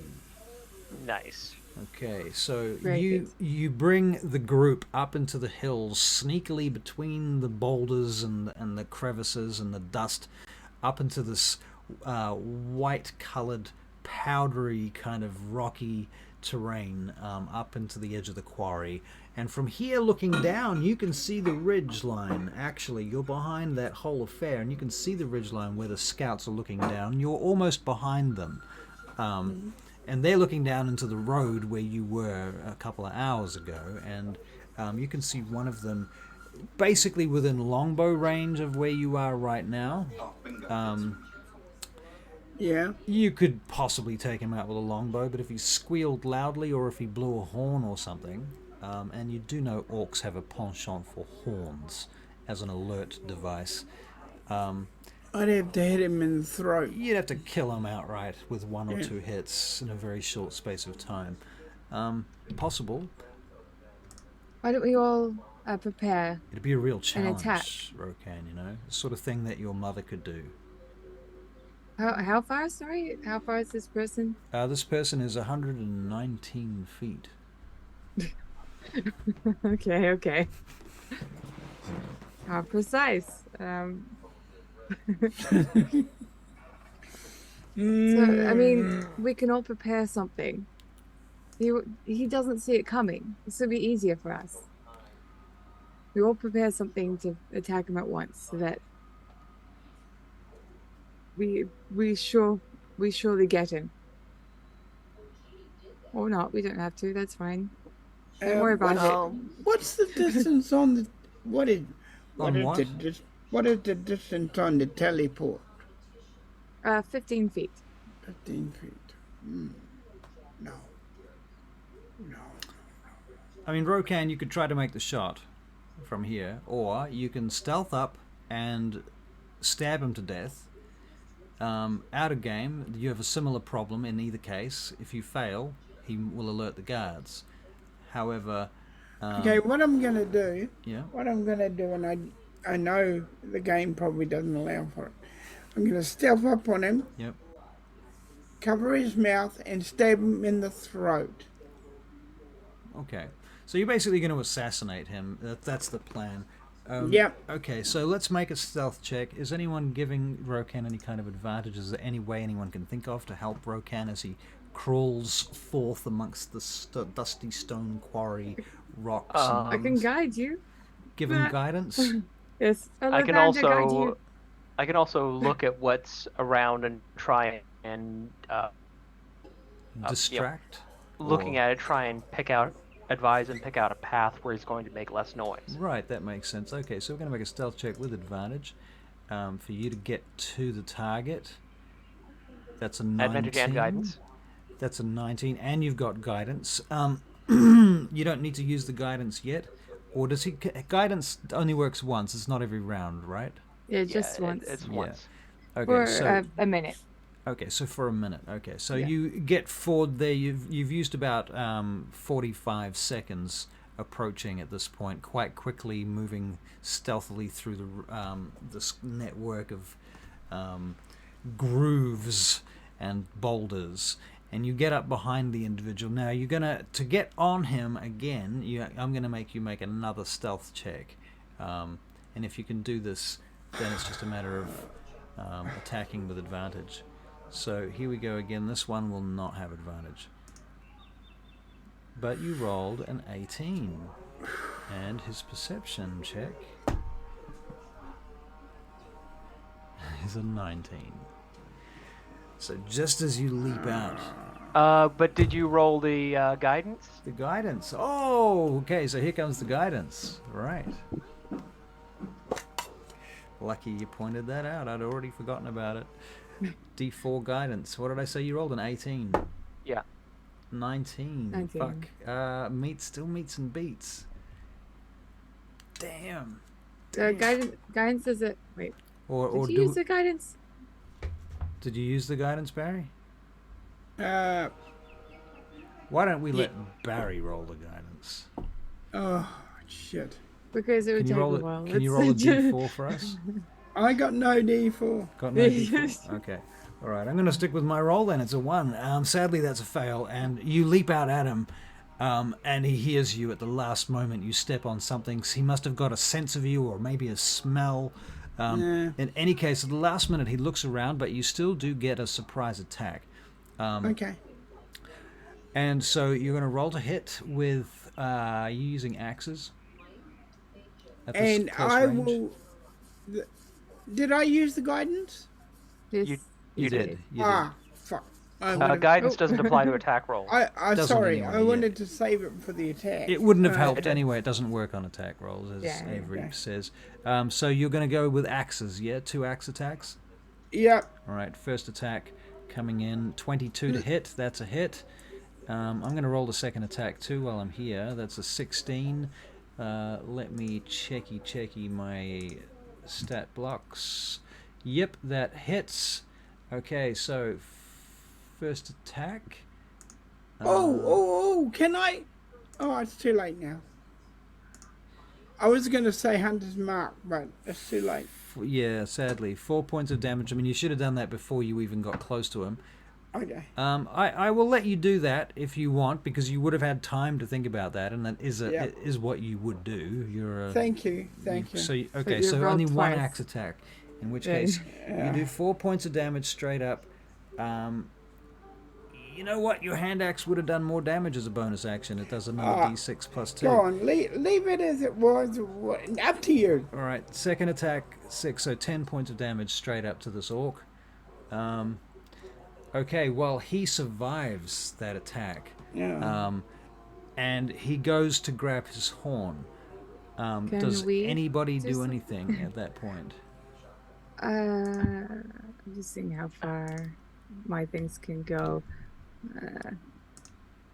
We are going to roll That's a all type right. of initiative in a moment, but I first have to set it up. Teleport me, and you'll teleport him. Get her to Um, come over to me and that's not how it teleport works. me. Not how it Um, works, sadly. I am going to throw a guiding bolt. Guiding bolt. Okay, roll Yep. to hit. 19. Okay. And I get initiative from everybody, please. I've got it. That is It's how okay. it It's is. okay. I've got it. It seems to have already propagated from a previous encounter. I must have checked up for you. Cool. Okay, so Vespera is firing a guiding bolt, and you rolled a... I 19 rolled to a hit. 19 to hit. Okay, damage, please.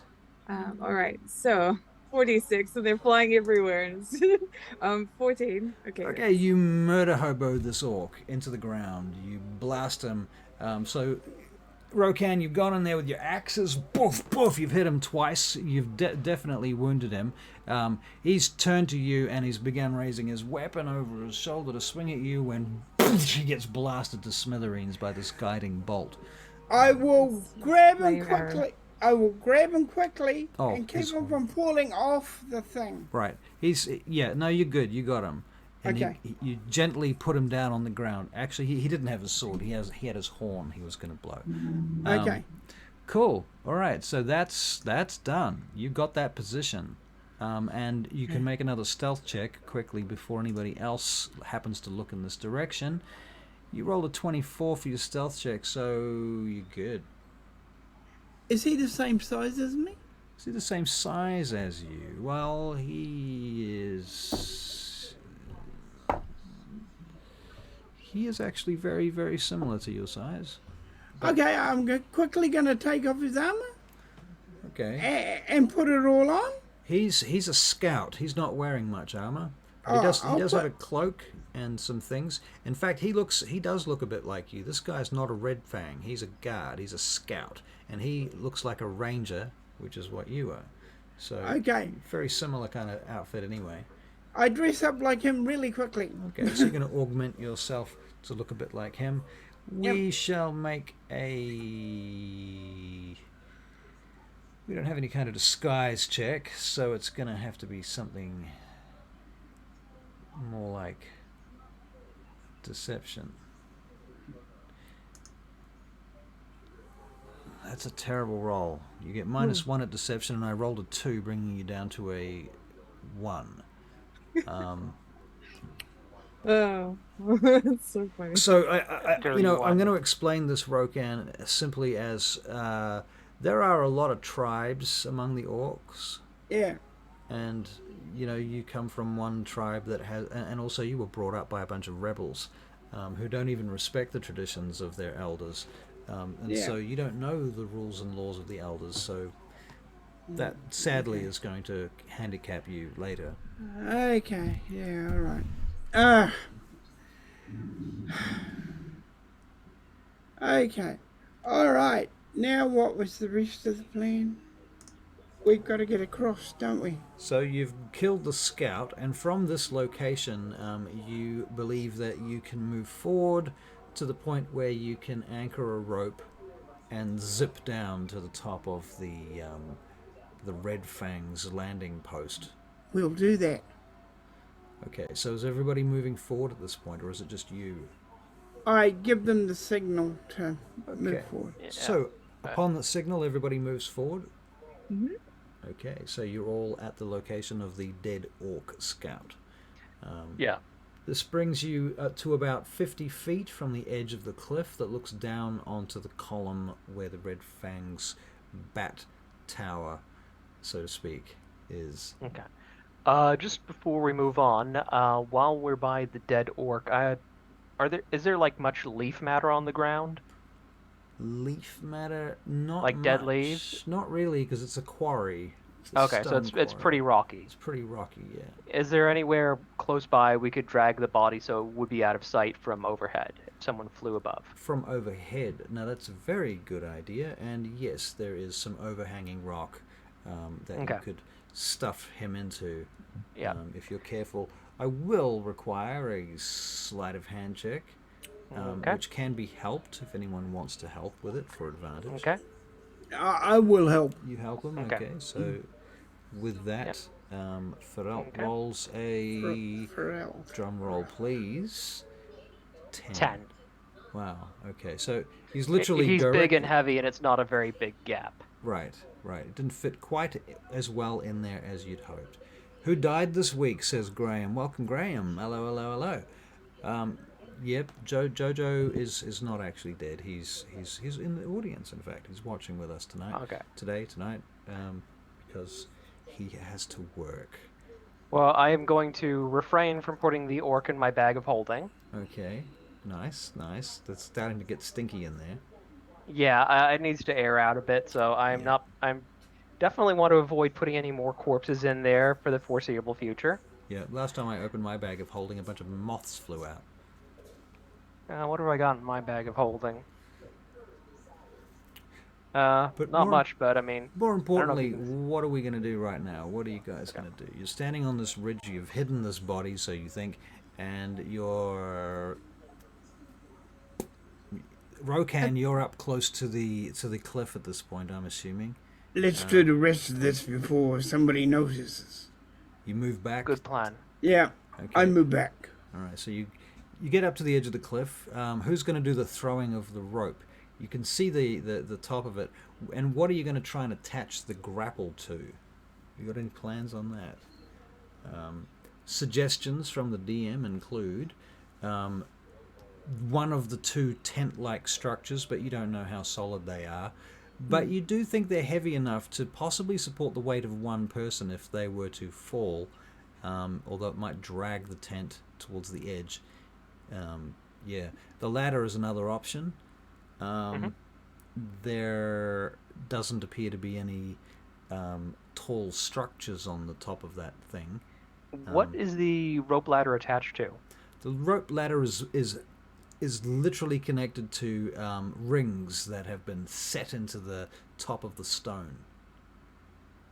Okay. You might be able to grapple one of those rings. Okay. Or the rope ladder itself is also possible. Okay. I think the rope ladder or one of the rings is probably our best option. Okay. Do we have enough rope? I mean, how far is it, Russell? It's about 15, 20 feet, so it's I've not... got 50 feet of rope. You're good. You're good for rope. I mean, if it's 15 feet, then we can literally just teleport across. Now, Okay. at That this would point, attract attention, though. So Vespera and Feralt, Probably. can you both make stealth checks, please? This is my best roll. You can help each other too if you want to. Okay. I might need help because I rolled a 9. Yeah, let's help each other because Okay. we both aren't doing very well. Stealth. For No, that was you. worse. Okay, great. What you doing? That was also worse. What you doing? We suck at this so much. Well, if you're standing around shouting like that, you're definitely stuck at stealth. That's Exactly. like I'm just I rolled a natural one, so. I'm hissing at her. So I rolled a 9 for stealth. A 9 for stealth. Yeah, that was Okay. my best roll. Well, my best roll is 7, but yeah. Okay. All right. What are you doing? Trying to stealth.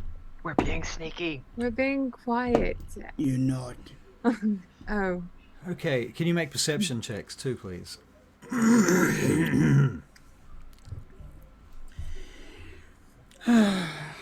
7. 14. I'm not rolling well today. The dice don't seem to like me. Rokan, you are distracted by the noise these two twats are making. With a 6 on your perception. Vespera's got a 14, Feralt got a 7. Okay, and Feralt, you're obviously distracted for similar reasons, I assume. So with your 14 perception, Vespera, as you arrive to the location where the edge where the cliff is, you're looking down. You can see there is a giant bat chained up to a. Actually, there is a tall wooden post drilled into the top of the location, which might work for a grapple.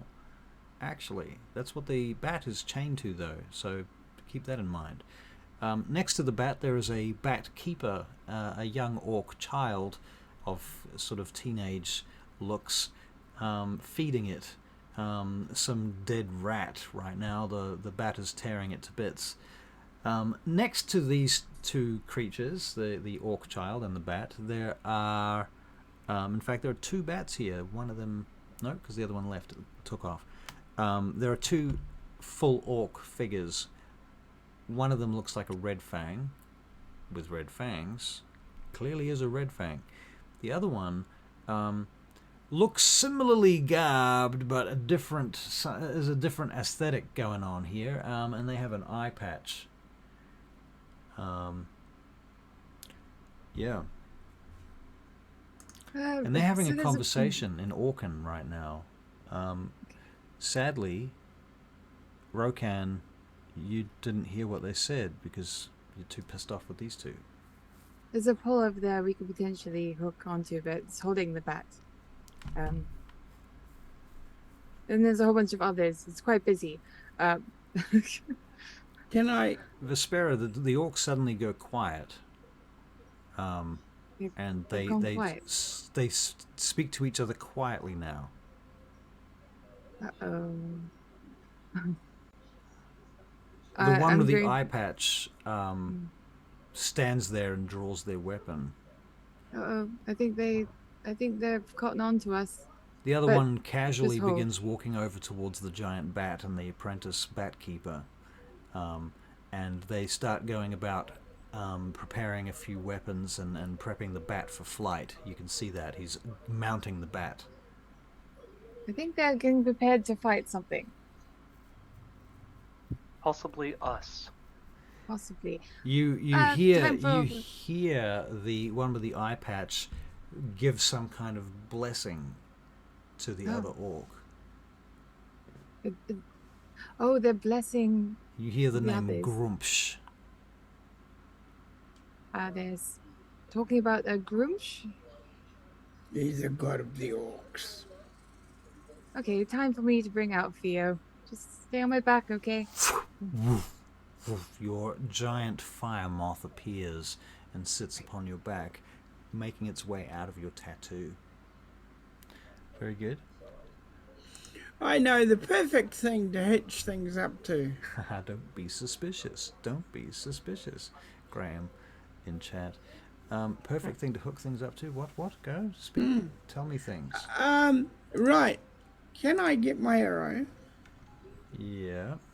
Tie a piece of the rope to it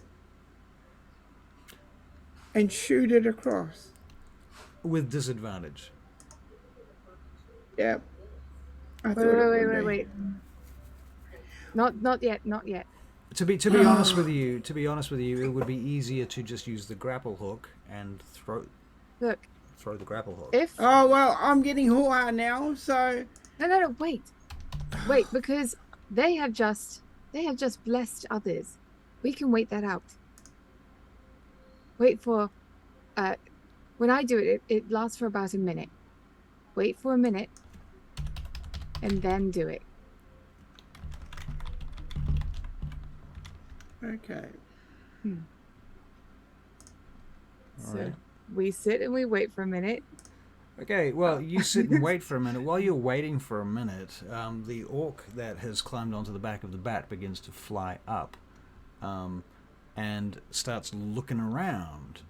And you guys are stealthed, but you're stealthed on top of something. There's not a lot to hide behind up here. As it begins to fly higher, you're going to make new stealth checks, and it's going to be against his perception checks. Okay. At least one of us should get guidance. Right. Barrel, here. Okay, Guidance. Vespera, you have Guidance. managed to stay hidden. So Vespera, you move around this big rock, keeping the rock between you and this red fang. Ferelt I got a 4. I don't think guidance is going to help me. Seems to have stumbled out into the open, directly making eye contact with the red fang.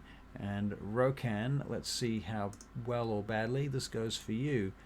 And that is a 22 for Rokan. So Rokan, you and Vespera, you can see each other. You and Vespera can see each other, and you both know that you're hidden.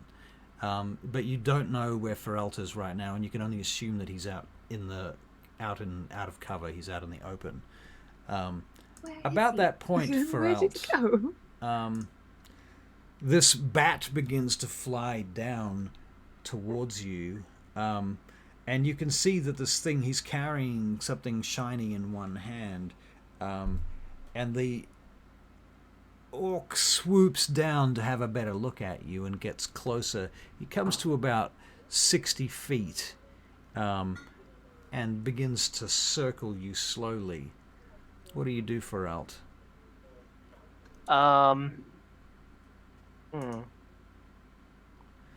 I also will need initiative checks from everybody, please. Yeah. Okay. Well, basically, I am going to start running in a direction that takes me away from the edge and away from where the other two are hiding. Okay, that makes sense. Okay, so you're using your movement to do that. This is pretty much rough, difficult terrain. Yeah, so I am going to dash as well. Okay, well, and given that you're using your action to dash, I will get you to make an acrobatics check, please, to not trip over or otherwise have an accident. I rolled a natural 1. Oh. Okay, so Ferelt, you trip. The dice hate you. On the... The dice hate me. The dice do hate you today. But it's in character. I mean, Ferelt's not an acrobatic dude. He's a fucking... Well, I mean, I've got +2 dexterity. That's, okay, fair call. Well, you rolled a 1, so suck it up. Yeah. Ferelt trips and slides across the ground on the gravel on the floor and takes 2 points of abrasive damage. Is that even a damage type? Not. It is now. Okay, fine. So, yeah, I will call it bludgeoning damage if you really care, if there's any Yeah. reason to bother to categorize it. Okay, so you do that, and the orc starts charging after you. One moment, please. Oh, Rokan, you haven't rolled initiative. Better do that for you, hadn't I? Here we go. Oh, that's a natural one. Okay, so Rokan's definitely going to go last on this encounter. Okay, so he throws this dart at you, Feralt, as he swoops down towards you. It misses you entirely because you slid down, you tripped basically. That's why it missed you, and so you've managed to actually save your sorry ass by slipping. As he gets closer to you, he swerves towards you, drawing his scimitar, and goes to attack you with that. That is a 23 to hit. Yeah, that hits. This does 19 points of damage. Ooh. Ow. Are you alive? Yeah, I'm on 9 HP. 9 hit points. Well, the good news is it's now your turn. Okay. Well. Oh, the bad news is that he uses his cunning action to dash past, to disengage. Can he get, yes, to disengage, and flies past you 10 feet. Okay. Okay. Well, given that I've just taken a big hit, Yep. I am going to cast Cure Wounds on myself at 2nd level. Okay, that sounds fair. All right, so from down below, you don't know what's going on down below, but you can hear orcish sounds being spoken. Barry, you hear in Orcan this booming voice speaking out in almost magical authority. Who goes there? From down below. You think it must be the one with the eye patch down on the pad, the landing pad. I'm going to call it the landing pad. Makes a certain amount of sense. And Vespera, it's your turn. Okay. You're hidden. Nobody knows you're there. Except That's for very true. Except for Rokan, he can see you. You can see him. Okay. I'm going to have Theo go over to Feralt and teleport him if he gets attacked again. Just stick to his back, and Okay. if he moves, move along with him. Teleport if he gets attacked. Okay, so Feralt, as you're healing yourself, your companion's companion comes and lands on your back. You feel like the warmth of It's like, of the oh, moth. hey, Theo. And I think you Good to get see this ya. sort of that sort of slight electrical zappy energy that says Theo's ready to teleport any time. Like a sort of static charge. Yeah, that's how I feel it too. And so that's your turn, Vespera. You got anything However, else? Bonus actions? with my turn. Yeah. Don't think about it for too long. I know. I'll start pulling out the I'm gonna sandbars. like look at Rokan. Yep. Like So you look to Rokan. as a. I'm looking for a way. Right. You know, what are we doing? Okay, so you're like looking at Rokan questioningly. that Graham's just dropped some inspiration for a player character. Who would like Honestly, give it to Feralt because Feralt? he needs something right now. All right, very good. The way I'm rolling. Oh wait, Oh, I'm sorry. It's no, for for Rokan to Rokan. compensate for his No, low it's like initiative. he gave it to Rokan. It's only fair okay. Rokan gets it. All right, very good. So Rokan, you got initiative. Inspiration. Inspiration. Nice. I'll fire my longbow at him. All right. Well, And I'm looking to hit the other eye. wait a moment, Vespera. What did you do on your turn? You, That's I'm not like, where you're turning it, Barry. What should we do? What you should we sent do, Rokan? Theo. Vespera's asking you what to do, but that's her turn. So what do you do? What do you tell her, Rokan? Time to fight. All right. Okay. I'm gonna cast Moonbeam. right. Will I be able to get this dude? Can you get Moonbeam? Yeah. You think you can? You can step out. You have to You have to be able to see him. That's all. Okay, right. And can I run up to Feralt? You can. And Feralt use is his in. cover. Feralt was momentarily in melee combat with this creature, but it's disengaged and flown past him. So basically, Okay. it's come and charge attacked him, thrown a dart, slashed him with a scimitar, flown past him, and is now arcing Right. around to come back. So my intention is to run over to Feralt and be next to him. I've got my little sack of berries on my hip, well, another little pouch, and then I cast Moonbeam at the creature that just attacked you. Okay, so this moonbeam shoots down from the low clouds, and it appears, sort of condenses into this bright light on the floor, at ground level above the creature, this orc, this red fang. He doesn't take any damage immediately, but on his turn he's going to make a con save, I believe. It is, where are you? Yes, a con save. Or if he tries to move out of the moonbeam too, I think. But it's on his turn in any case. Is that your turn, Vespera? Yes. Okay, Rokan. Right. How many people are on the landing pad? Right. Well, first of all, you're not on the landing pad. You're on. No, the... I know. Yep. I know. I'm not. Okay, so on the landing pad is the orc with the one eye. Yep. And the apprentice bat handler. And if what noise you've been hearing is true, then they're probably calling for more troops to start climbing that ladder. Okay. This is, well, it's a distraction. Yep. Okay. Get the grapple. Try to do the grapple and zoom down. Okay, so you go heading... Okay, so you've got to get past Feralt and Vespera to get to the edge to do all of that. Okay. And they are fighting a red fang on the way to the edge. Are you going to ignore the fight and go straight to the edge? That's your plan? They need help more, don't they, really? Okay, I'm gonna arrow this birdie guy, the bat guy.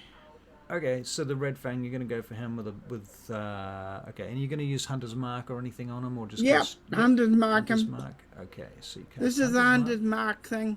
All right, bonus action, Hunter's Mark. Main action, first attack will be a longbow attack. Come on, give me his longbow. +6 to hit. Oh my god, a natural fucking 1. Okay, well, your first arrow snaps, and that's that. That's the end of your turn, but you have Hunter's Marked him, so you'll get 2 attacks next round with your Hunter's Mark. Okay. It is the Red Fang's turn. Okay, so the Red Fang casts Darkness on Feralt and Vespera. okay, no. Boof. You guys are next to each other. You can no longer see anything. You're at disadvantage on doing anything involving sight. Is that considered an attack? No. That's a spell. An attack is what's coming next. Because now he flies down into the darkness, which he can see through, because he has some fancy shit called Shargas's Sight. Magical darkness does not impede the orc's dark vision. And so he swoops down into that area and attacks Vespera once with his first attack. That's a 13 to hit Vespera. Nope, misses me. And then he attacks Feralt. 12 to hit Feralt. Misses. Oh, Okay, yep. if Feralt's getting attacked, we get teleported. Okay, so you get 15 teleported feet. poof, back out of the darkness. Okay, Yep, cool. and that whoever, I guess it depends on whoever attacked, but if they were using like a sword or whatever, then they're in the blast in the zone. range, yep, for sure. Okay, also, so didn't he take Moonbeam damage at the start of his turn? he does take Moonbeam damage. That's at the true, time. he's got a lot of damage Thank to you. take. Yeah, so he fails his Moonbeam attack saving throw. Okay, cool. So give us some damage for that. Excellent. I have to find it. Where did it go? Give me the damage. Nobody ever asks for damage. 3. Well, that's Moonbeam appalling. damage. That's appalling. That is appalling. From a maximum better, of what? That Moonbeam. could have been 13. 20. 20? Yeah. 20, 2d10. Yeah. 2d10. It could have been 20. That's Right, okay. I'll get 27. him next time. Right, and what and was then- the teleport damage? Yeah, Dex. Dex save. He rolls a 10. That's going to fail. That will fail. All right. So take another 10. Another 10. Yeah. So okay, and 13 I'm gonna roll, in total. I need to roll for the bat as well. That's true. The bat should also take the moonbeam damage if A he bit of does. everything. Yeah, it does. You know what? Screw the bat. I'm going to keep it... Just combine them together because it's too hard. All right, so Feralt, it's your turn. Okay, so basically, this guy, is he currently in the darkness, or did he leave the darkness? The creature is... Yeah, he will have left the darkness because he's flying and he has flying speed. Stupid. I am just going to try and firebolt him. Okay, so firebolt with disadvantage. Oh, but I thought we were out of the darkness. Oh, you are? Yeah. Sorry, you're out of the darkness, yes. Yep. Firebolt. Okay. Roll standard Let's firebolt. see if I can actually roll something decent. 19 to hit. 19 to hit. You do hit. That is 8 points of fire damage. That's pretty good for a firebolt. Okay, so I mean, at this level, yeah. Yeah, you scorch him with your firebolt as he flies up and out of the darkness, and you've just teleported woof out of it. So teleporting out of the darkness, you see him fly out of it, you firebolt him, he turns and looks over his shoulder, and he's like, "Name of Sargos!" He says in Orcan, which anybody that speaks Orcan will recognize. And he begins to turn the bat the other direction. Away down on the platform, you can hear noise happening it sounds like orcs pulling each other up onto the platform and assisting each other to get up there. Vespera, it's your turn. Right. Well, I'm going to shift that moonbeam with my action. Yep. And then I will have Theo teleport us. Us, if we need to. All right. So you shift the moonbeam with your action, and you've prepped a teleport as a... Yeah, if Feralt gets attacked. If Feralt gets attacked, Theo will teleport anybody in the vicinity of Feralt back and away. Okay, Rokan, it's your turn. You have your hunter's mark on the red fang now, and you can fire your arrow. I will. All right. Rokan. This is a longbow attack. And it is a miserable 9. No. Looks like we're both having one of those days. It is basically, he's on this bat, and he hunches down on the bat, and the bat spreads its wings out, and it starts just diving fast. And so your arrow misses it as it flies past your position towards Feralt. Feralt. Wait a minute, that was Rokan. So it's the creature's turn. It's the Red Fang's turn. Moonbeam. Moonbeam, right. Okay, so con save. Straight up, that's a natural 20. Ooh. Well, Half you damage. still take... Yeah, Half damage? still take half damage. Yep, give me your half damage. Roll good. Well, 5. Okay, so 5 points It's of rounded damage down, from the isn't it? moonbeam. That actually does burn him, though. When he comes out of the moonbeam on the other side, he and the bat are all covered in nasty sort of second-degree burns as they fly out. Feralt, it's not your turn. It's still his turn. I'm sorry. Was there something else he had to do on that turn? No. He's just got to attack you. Feralt, coming in at a 16 to hit. Misses. Just catch it on my shield. And And that's an attack. we So- get teleported. All right, so you get teleported. Love Woof. this for us. Dex, please. Dex save Yes. for me, and I roll a 12 for my dex save. Very good. You can take another 9 points of damage. Whoa. Fire damage. Damn. Okay. Yes. Very good. And his second attack is at Vespera. But you're being teleported on that action, aren't you? Yes. So... Okay, so he has to use the rest of his movement Yes. to swoop back to you, Vespera. Hmm. Which he does. 17 to hit. Yep, that hits. Okay. 12 Can I keep points it? of damage, Vespera, Okay. from his scimitar. 12 damage. Con save. 7. Okay, the moonbeam disappears as well. Okay, the moonbeam disappears. Yeah. Okay, Feralt, it's your turn. Okay, let me see. So, are we currently in melee with the orc, or is he flown past? Not really. No, he's flying through, and when he's attacking, it's a melee attack, but it's only because he's flying and charging Okay. in and out of range. I mean, yeah, I don't have a melee He's- weapon, so I can't really and he's use using- opportunity attacks against him. He's using cunning action as a bonus action to Oh, disengage. so he's disengaging each time. Yeah. Okay. You know what?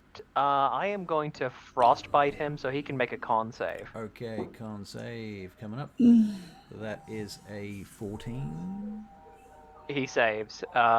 No effect. No effect. Okay, so that's your turn. So Ferald attempts to cast some sort of spell, and there's some sort of frosty effect. Perhaps a rime of frost appears over the back of Yeah. his shield. So it was a DC 13, so he just made it. So he probably he shivers. Frost appeared on his skin and he just sort of shook it off. Yeah, he shivers for a moment, but nothing more. You're still hearing the sounds of enemies on the roof of the platform, some 50 feet away, beyond the edge of the cliff, down, out of sight. Vespera, it's your turn. You have 9 hit points, I see. I do. I'm going to throw a... I'm going to throw... What one's better? One sec. Cantrips. I will throw a... Paju...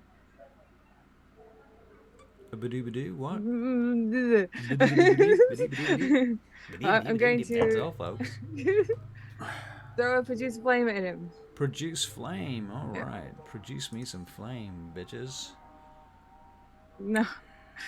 That was 10. To hit. Sadly, your flame flies past the red fang and his bat as he shoots around, swooping low behind a tall rock. Your blast instead strikes the rock, smashing the top off it. Stone explodes against the side of the quarry as the red fang swoops around you. Is that the end of your Alright. turn? What else you got? Theo, please teleport us if It attacks. someone goes to attack us. If someone goes to attack you, Yeah, it comes you're going within to teleport. range of us to attack us. Okay. Well, I'll do of me to make it more specific. Does that only count for melee? You said it comes within range of it. Or does that include ranged weapons as well? Probably not ranged weapons. You know what? Yeah. Yeah? Okay, cool. Yeah. Alright, Rokan, it's your turn. You've got your hunter's mark up. You're going to fire an arrow. Yeah. Alright, Rokan, my friend. Can Rokan do it? Come on. Yes, that is a 23 to hit. Oh, thank Rokan, you do maximum damage on your damage dice, bringing it to 14 points of damage just from the longbow. Hunter's Mark is going to add another d6, adding 3. So that is 14, 15, 16, 17 points of damage. 17 points of damage is exactly how many hit points he had. And thusly, you strike him in the face with your last arrow, plunging it directly into his brain through his left eye. Comes out the back of his head, bloodied, and his bat and the orc himself come landing and skidding across the surface of the rocky plain in front of you towards you, and comes to a swerving halt about 2 meters away from your feet. Okay, now back to the other problem. Go over, see what's happening at the landing pad. All right. Very good. I'm quickly going to resolve what happened to that bat there. I imagine the bat probably must fly away, actually, at that point. It probably threw him off. He fell off and went sliding towards you. The bat flew away. Okay. So you are going now towards the edge of the cliff. That's your turn? Mm-hmm. Yep, okay. I better kill the red fang on my initiative list. And Feralt, your turn is next. But Rokan, you will get to the edge of that cliff and look down. What you notice is that there are about 5 orcs already at the top of the stairs, the ladder, on the surface up there, bearing spears, bows, and other weapons. Can when it's not my turn, but No, but you're he's making... measuring up whether his arrow could go through the ladder. It'd be a very, very, very hard shot. It's possible. Maybe. Okay. Maybe. It is It's a rope not my ladder. turn yet, but I'll give Okay. it a go. It is a I'll rope give it ladder. a shot. Okay. Okay. Feralt. So since it's my turn, what I'm going to do is I'm going to Yeah. go to the ledge. I'm going to get down so that I am, behind the ledge, just kind of like crawl up to it. Okay. And I am going to look at the ladder, and I am going to try and firebolt the ladder. Okay. See if I can catch it on fire. All right, cool. So firebolt the ladder. Roll to hit. That does a 12 hit. A 12. Yeah, 12 hits. Roll me some damage. That is 9 points of damage. All right, your firebolt blasts off one of the 2 ropes, entirely burns it through, scorches it to the wall. So there's the whole rope now, the whole ladder, one side of it is just sagging, and there's only one rope that is connecting the whole thing from one side to the other. Do you have any other attacks, actions, bonus actions, movement, flavor, dialogue that you would like to add? You've frozen, haven't you, He's just Avery? gonna freeze, yeah. He is frozen. I'm going to say he doesn't, and if he does, we'll come back to him as a reaction somewhere. I'll give him a free reaction for making it. Sorry, I'm having Are you connection there? issues.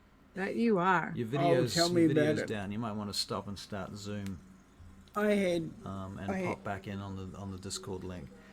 And while you do that, I will take the actions of the Eye of Grumpsh that is down on the platform amongst his soldiers. Because what he does is he casts Spiritual Weapon. And this wicked-looking build hammer, like imagine a mace with a bill sticking out of it, like a bladed bill sticking out of it. This Eye of Grumps raises this up out of the earth. It just comes up out of the ground and starts hovering. It looks like the real thing. It's not glowing or anything except to fly. And then it zooms across that gap towards the nearest individual, which is probably Feralt at this point, to attack Feralt. Does so at +5. It's a 10 to hit. Feralt does not hit you. So that's lucky. That's his bonus action.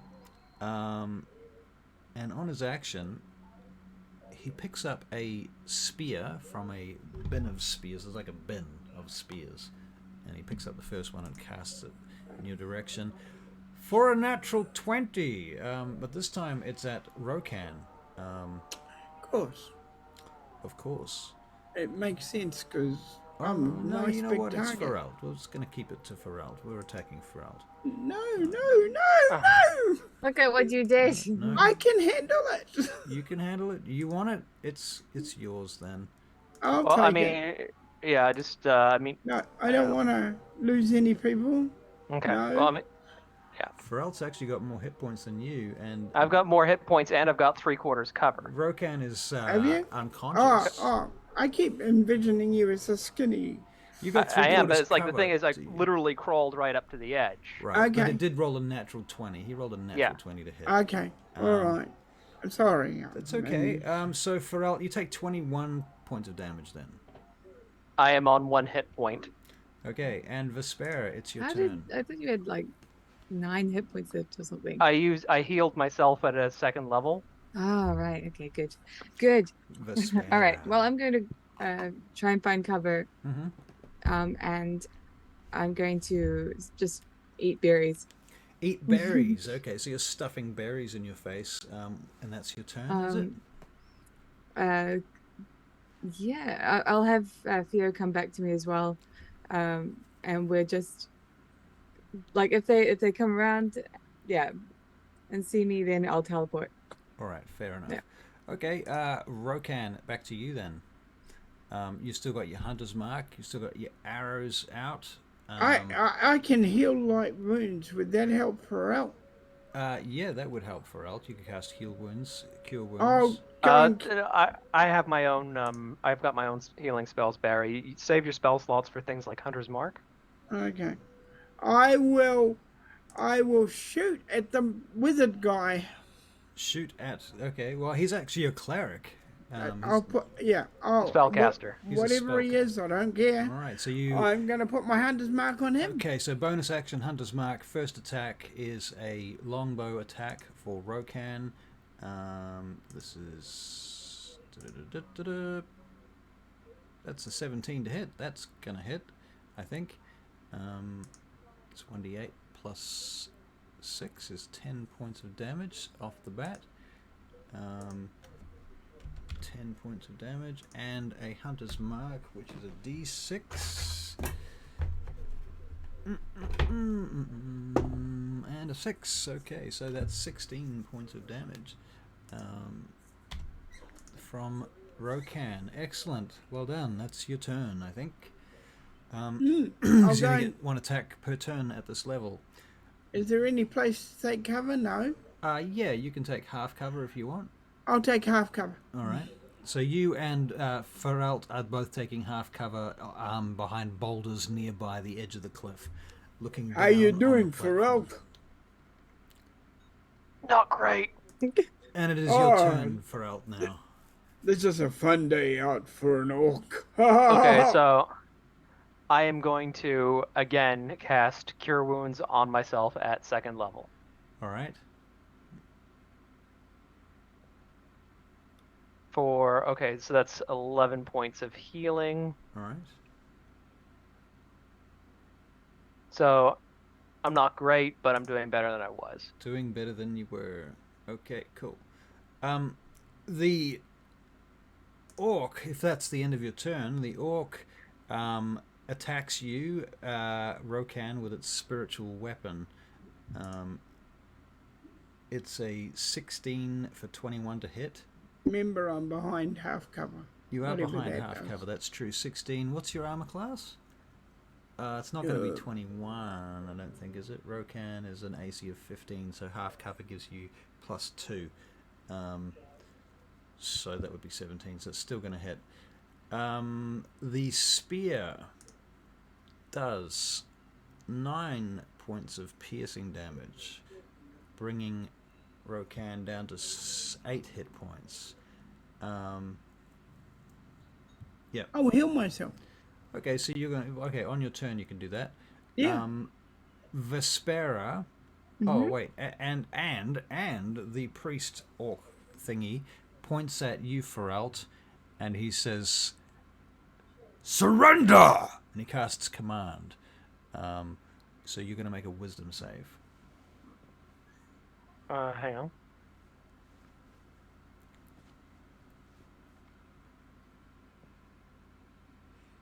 He speaks this That word. is a 6. Okay, Oh. Feralt, you're surrendering, whatever that means to you. Vespera, it's your turn. Okay, I'm going to take a quick peek out and see what's happening, and then I'm going to go back and eat another berry.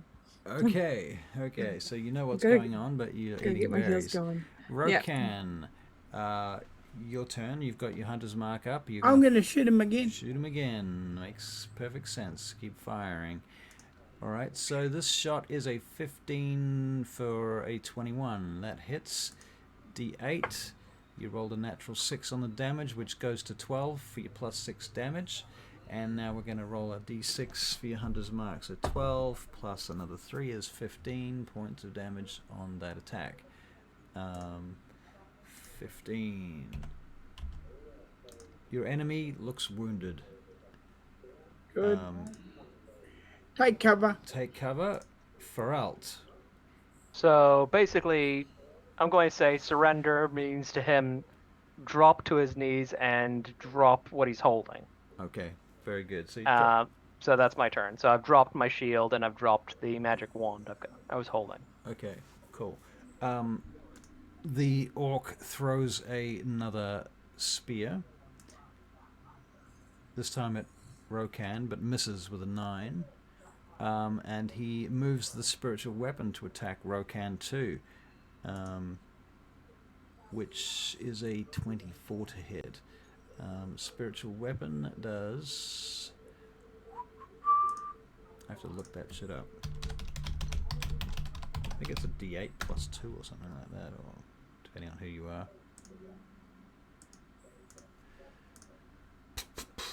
Spiritual weapon, D8 plus your spell casting ability modifier. Yep, that sounds about right.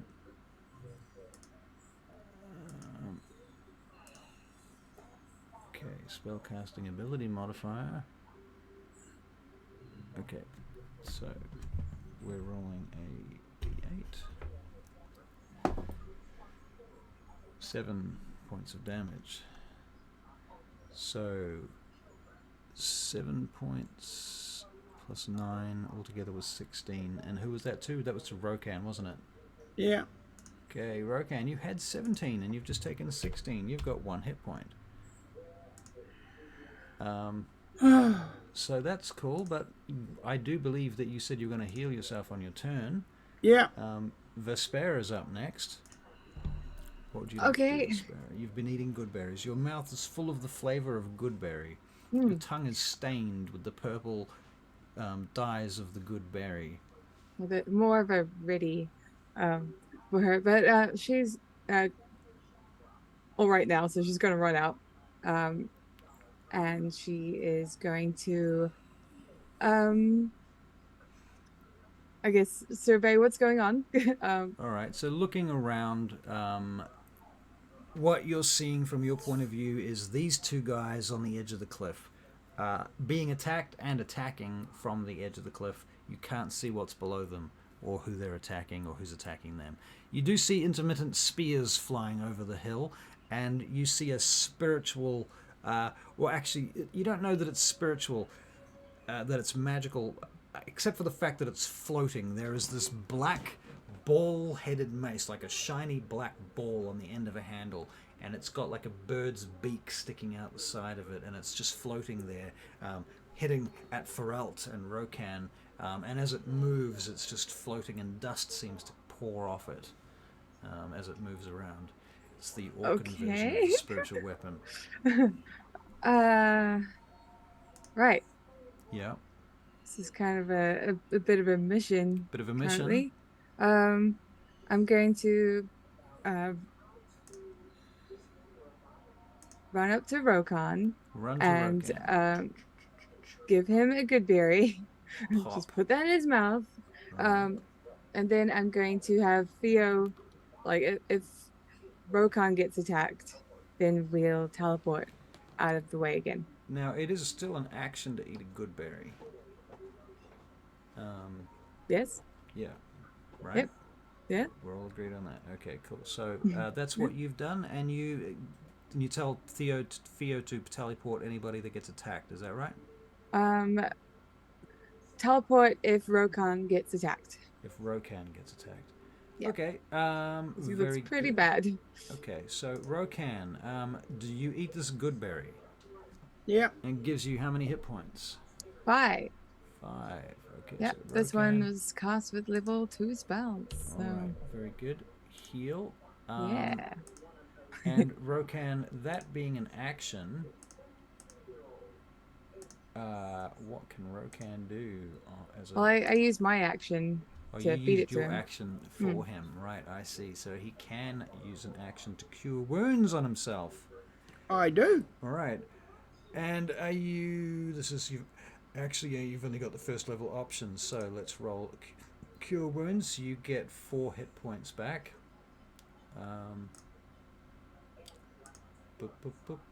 Rokan 4. So that's 10 hit points that you're back to now. From 1. So you've got 9 back. That's good. So that was your action, was to cast Cure Wounds. You've got a bonus action up your sleeve, but there's not much you can do with it without attacking somebody. You've got a bow and arrow in your hands, so you can't really use that without taking an actual action. So, okay, you cast Cure Wounds. That's your turn. Okay. Excuse me. Next is Ferelt, who's at 12 hit points. Okay. So first thing I'm going to do is use my item interaction to grab my spellcasting focus again, Okay, because I did drop that on the previous turn under command. right. I am going to pop out from cover, Mm-hmm. and I'm going to cast Fairy Fire on the spellcaster and anyone else I can get, so they Anybody in that can zone. all make a dex save. Okay, so they're all making dex saves. Yep. Okay, so the spellcaster, his dex DC save, is 13. he fails for a 10. And then everybody else up there.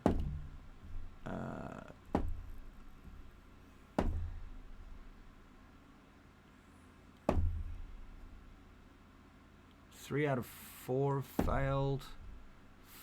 5 out of 6 have failed.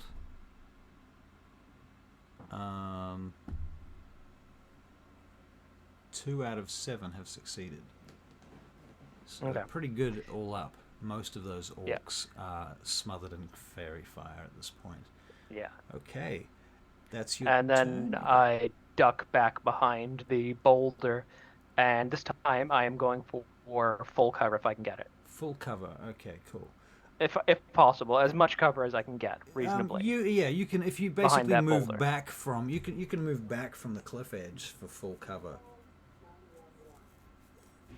Does that make sense? Oh, we've lost Avery. He's frozen again. In any case, the Eye of Grumsh. Yeah, sorry. Yep. So you can. So you're back in full cover, and I Yep, think we're going happy. for full cover. Okay. Yep. The Eye of Grumsh is going to go to attack Rokan, who is still on the edge and in combat. So he is going to at you with a spiritual weapon, and that is a 22 I to went hit. back to cover if that matters. Oh, you went back to cover as well? Yeah. Okay, well, in which Oh, case, the oh. assault subsides for now. You Oh. see the spiritual weapon still floating near the edge, but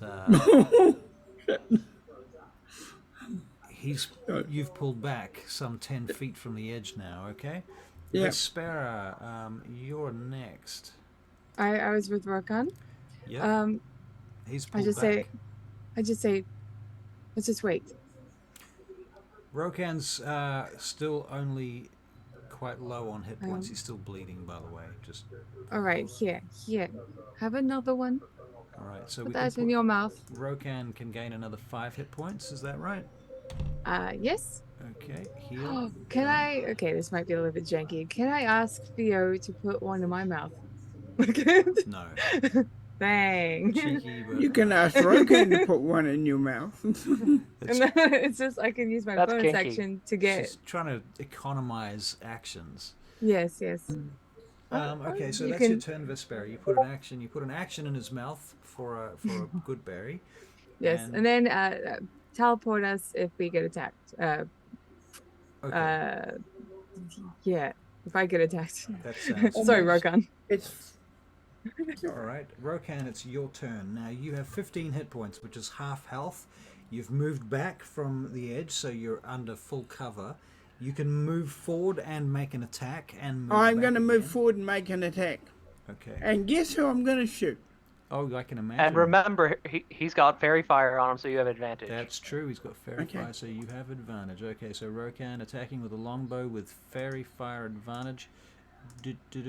2d20s. I out will the gate. put a 23. hunter's mark on him rolled a before you do anything. You've already got a hunter's mark on him.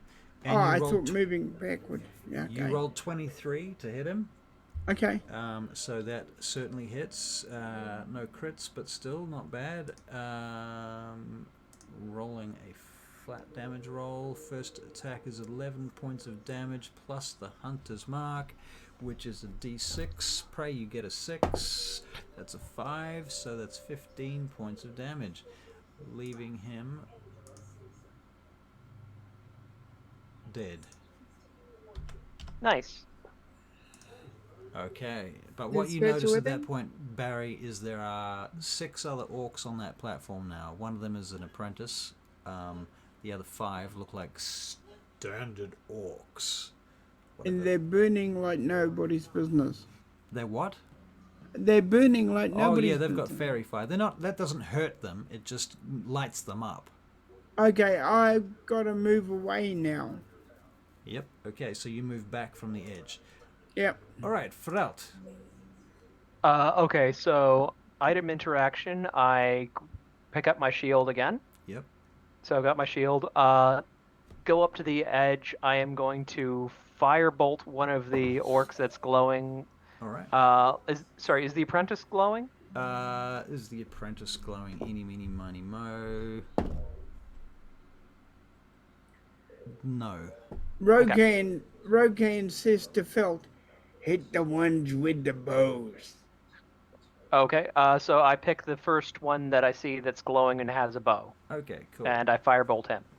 All right, just give me a second now because we have to transition from one encounter to a different encounter in roll 20. Yep. And I am going to restart. Okay. I need to fix this.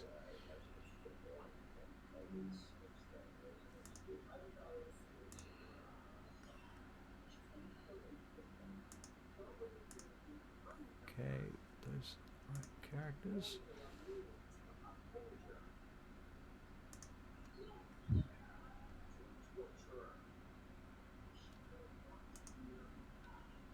Okay, now I'm going to need new initiative checks, please.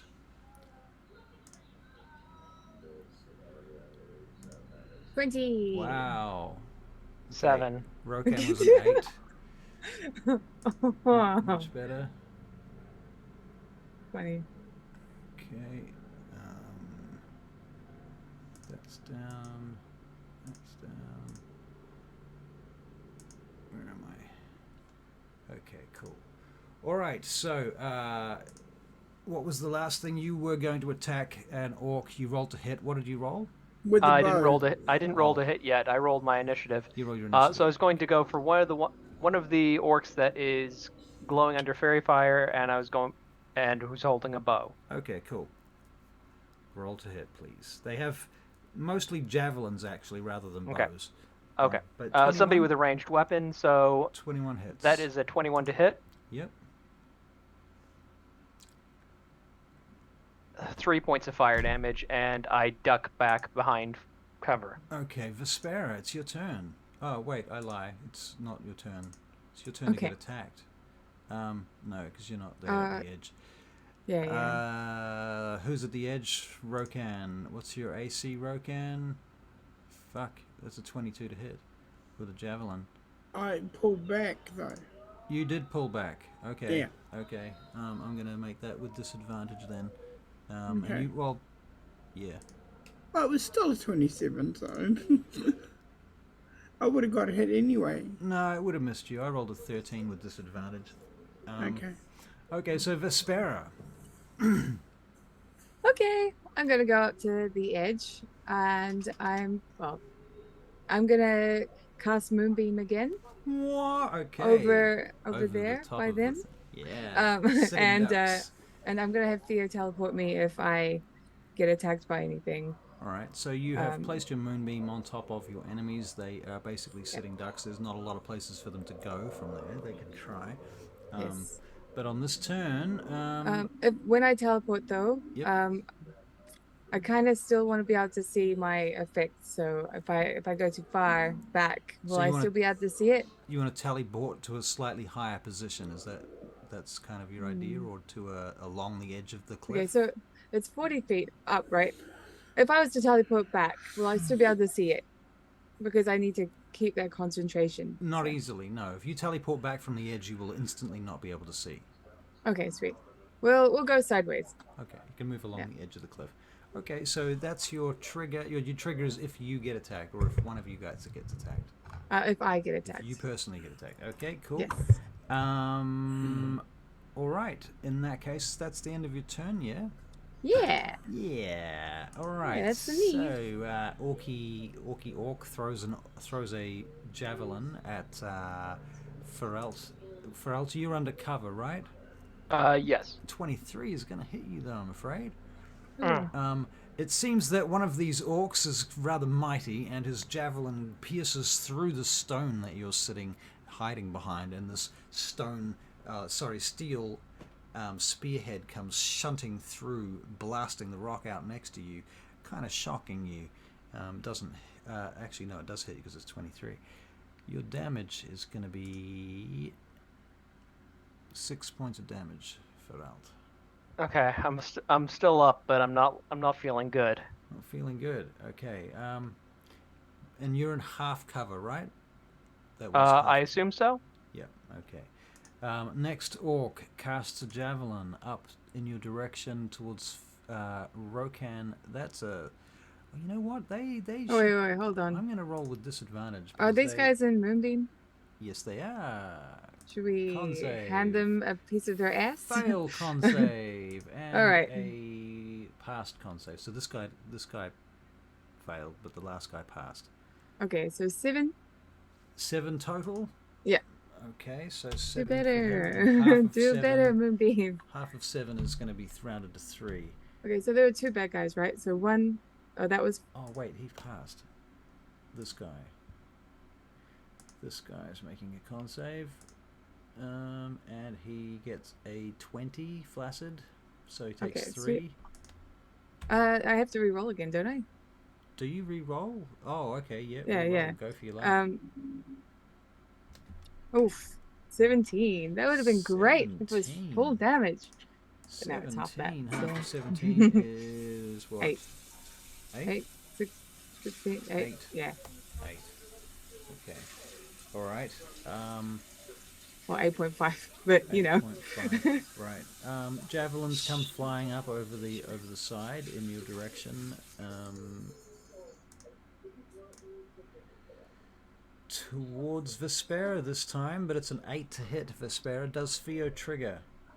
Yes. Okay, so side. you teleport sideways 15 feet. Yep. All right, very good.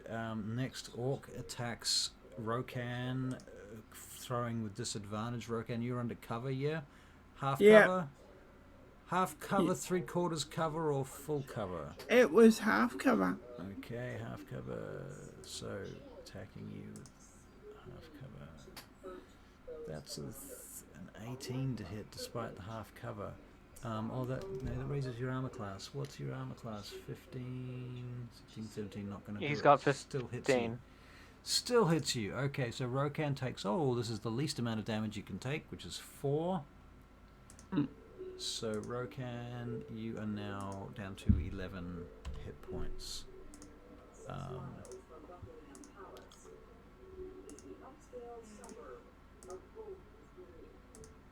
Alright. But the good news is, Rokan, it's your turn. Okay, I go to the, go back to the battle. Okay, so bearing in mind you've got 11 hit points out of 32. Yep. You're going to go back find a guy. So you move to the edge. Yep. Okay, and as you get to the edge, the orcs, that triggers the orcs' held actions. Good. And they Wonderful. throw their I'm javelins happy for at them you. all. The first one rolls a natural 20 for a 25, doing critical damage. I'm gonna die. That's It was a 14. wonderful death. Yeah. Rokan, yep, you are unconscious, Rokan.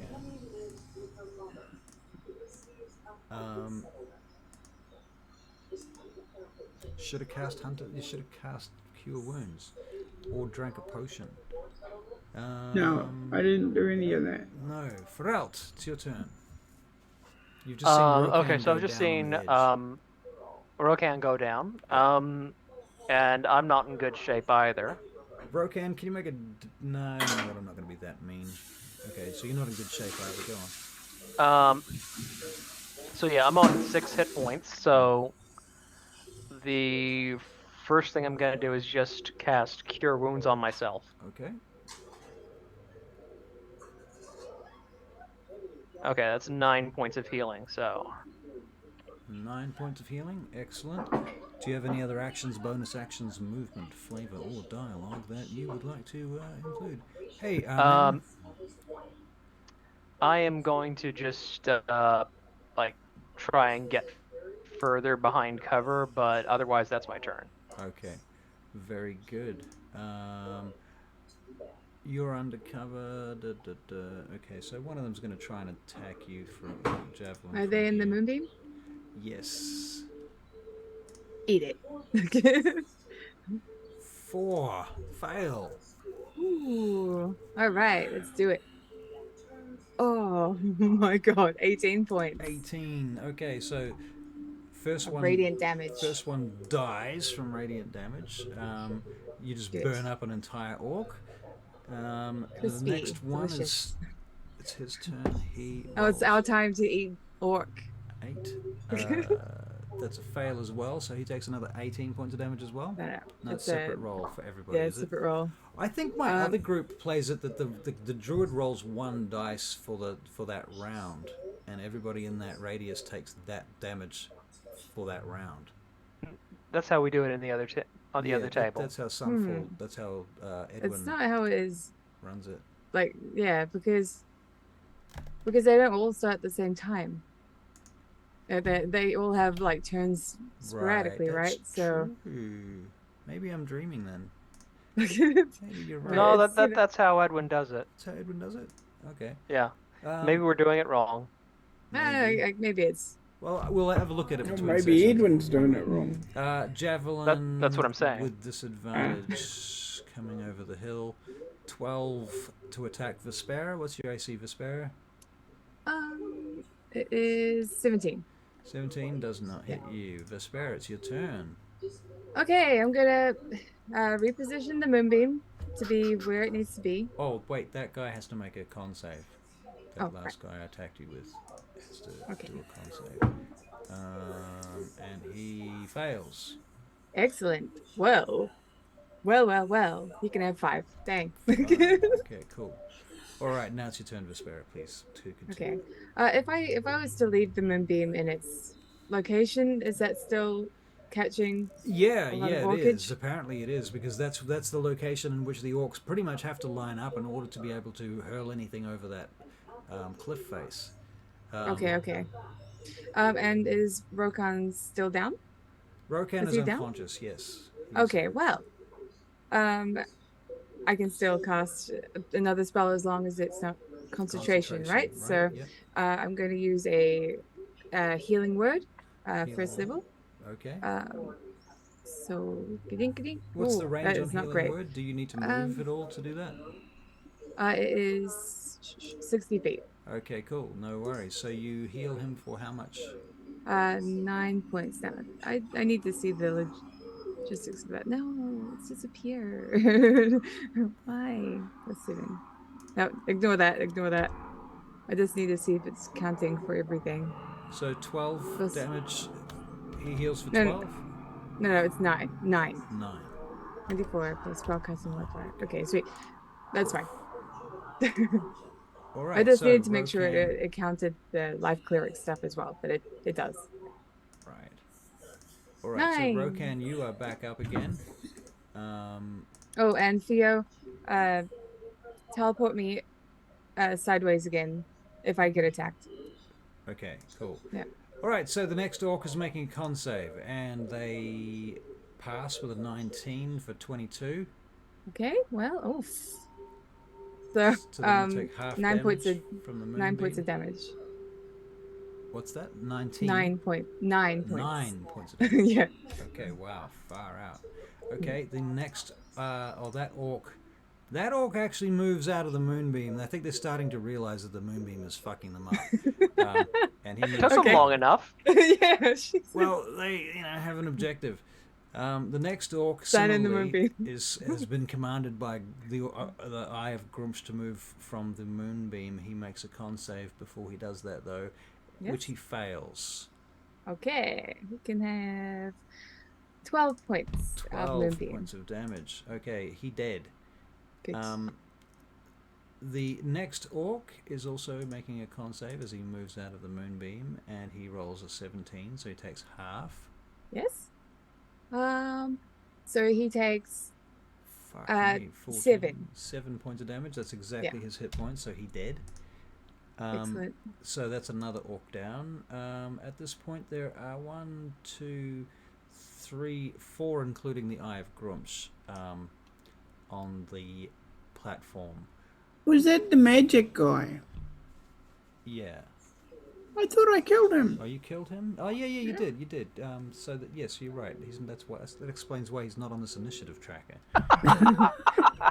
Rokan, It's just like his ghost is commanding his them. ghost is commanding them, yeah. They hear his voice in their heads from their social programming over the years of Stockholm syndrome. Rokan, then it is your turn, and you move your hunter's mark to a... I moved my hunter's mark. Yep. Yes. And you fire some arrows or an arrow? Oh, yes, I've got to fire a arrow. Okay, yes. so you fire 1 arrow for 19. That is going to hit an orc. Are you going for D, E, or A? I'll go for C. D, E, or A? I'll go for whichever one is damaged. They're all damaged, except for one of them. One of them is not damaged. 2 of them are. A. Oh, no, they're all A. damaged. They're all damaged. A. A. Okay, so A, and you do... How much damage did I say? I haven't rolled it. Yeah. Okay, damage. So that is 13 off the bat, plus your hunter's mark, which is another d6. 14 points of damage from that attack. Killing A. Boof, he dead. Alright, Rokan, you got any other actions, bonus actions? I'm pulling back. Right, you pull back with your movement. Okay, cool. So you're under cover now, and cannot be hit under cover. Okay. Frelt. Okay, so I am going to pop up. Mm-hmm. Pick. So you said they're all damaged. Yep. 2 left, both wounded. Very wounded. Okay, I will pick whichever one is closest to me. Yep, they're going for they're moving to the ladder. They're trying to run. Okay, well, I don't remember that ladder is only hanging by one side. Right. Yeah. So if they try to get down, they probably have disadvantage on any ability checks. Whichever one is closer to the ladder can make a wisdom save. Wisdom save from Ladder Boy. He rolls a 9. He can take. Well, that is Toll the Dead. So for some reason it doesn't have the higher damage option, so I'm going to roll manually. Okay.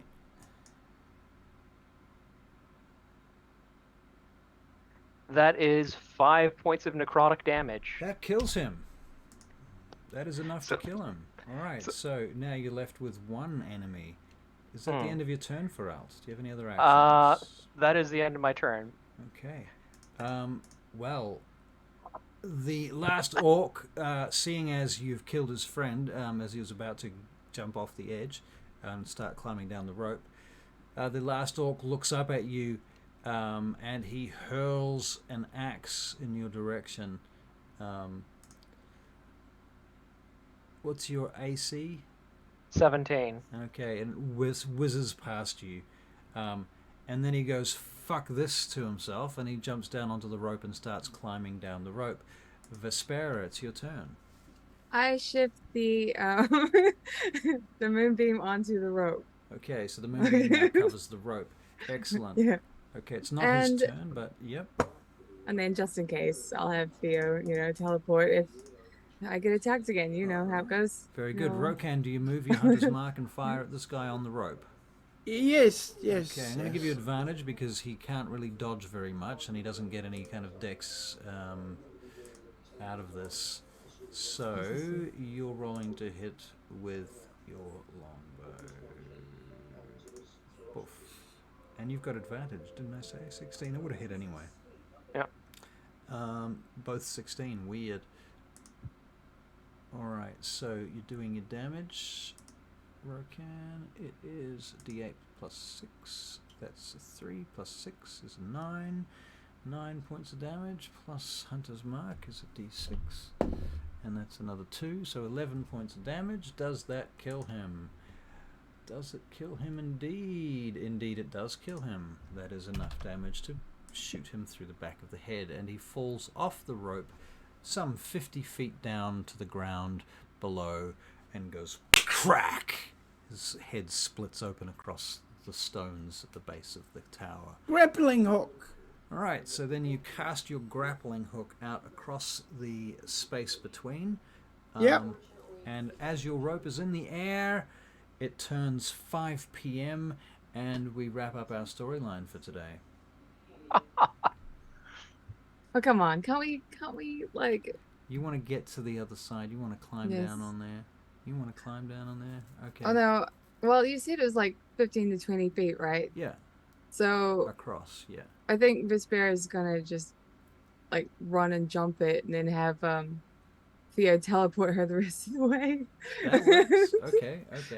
Can you I'll actually, meet you there. out of game, can Vespera get Theo to teleport all of them? One at a time? Definitely. Yeah. Okay. Okay, well, let's just teleport down. Makes a lot No, more it's sense. okay. Let Across. Across. let Rokan do his grappling hook thing, Oh, okay. and then we'll go. Right, so And then we'll Rogan, you're go. getting your grappling hook out and you're getting it all prepared and you throw it across the space. Let's see what you roll for your athletics check. The first attempt is a 13. It catches the floor and scrapes back along the top of the surface and then slides off. Your second attempt, you throw it out across there. It's a 14. It does a little bit better, but doesn't quite hold. And meanwhile, as you're doing this, suddenly Vespera just goes across the thing and appears on the other side. And you look over to her like, what the fuck? And then Ferelt, and you like getting your grappling hook back again and ready to throw it the third time, which is a natural 1. And the grappling hook, you let go of the rope, and the whole grappling hook and the rope go flying out of your hand, and it's gone. Like fuck. Where think does it it was- land? It lands over by you guys, sort of goes sliding along the floor. Pharrell, you can make a dex saving throw if you want to just put your foot on it gently to stop it. Okay, let me try. 12 is the DC. I got a 16. 16. No problem. So it basically lands next to you, and you like, you looking for this kind of thing? Well, it's like, oh, thanks, I needed this back because it's my grappling hook. Right. Right. So I just look at Vespera. I'm like, help him out. Of course. And It teleports across the gap, Yeah. and now And I you're... just Yep. I just coil the rope up and put it back in my bag. Rokan is like, anybody can teleport. Can we get perception checks from everybody too from up here? Because you are at the... You can now look out across the camp. The first thing Rokan's going to do is take that rope down completely. Are you going to take down the rope ladder? Yeah. Pull it up if Pull I it up. can. If there's anything left to pull it up. You can pull it up. It still has one of its two sides connected perfectly well. Cool. So you can pull the rope ladder up. As you're Yeah. doing that, you realize that there are a couple of civilian orcs around the base of the ladder, and they run away immediately. And then over the other side of the platform, we rolled perception checks. Rokan got a 14, Vespera 22, and Feralt a 10. Feralt was obviously, once again, distracted with something, perhaps tying up his Coiling the rope. rope up. Yep.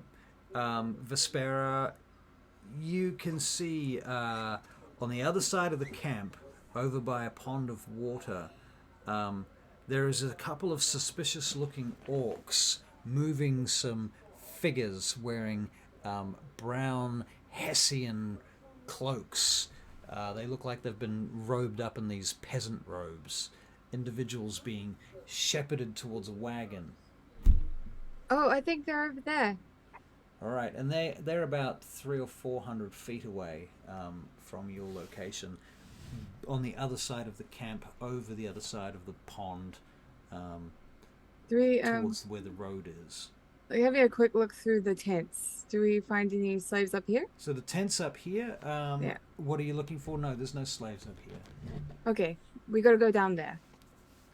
Okay, and if I'm allowed, No, that's fine. we're gonna raid somebody now. Okay. Yeah. Just one quick question before we finish. Yeah. How long does it take them to look through the tents? It depends how thoroughly they want to go through the tents. Okay, because while they're looking through the tents, I'm going to cast Mending on the rope ladder, so reconnecting both sides, Great. so we Nice. can get down easily. That is excellent. Okay, so Okay. I'm going to give you inspiration for that if you didn't have it. I did not have it. Thank you. All right, I'm going to raid some poor bastard. I'll see you Dead later Aussie on. Graham. See you later, Barry. You Yeah. Have a good night. week, guys. We'll see you tonight, Barry. See you tonight. Okay. And starting the Bye. raid, here we go. In 9, 8. We're raiding Dead Aussie Gamer, by the way. He is a member of our Discord community and he follows our streams and YouTubes and things. And I'm going to say hello. Bye. And See you tonight. end of stream.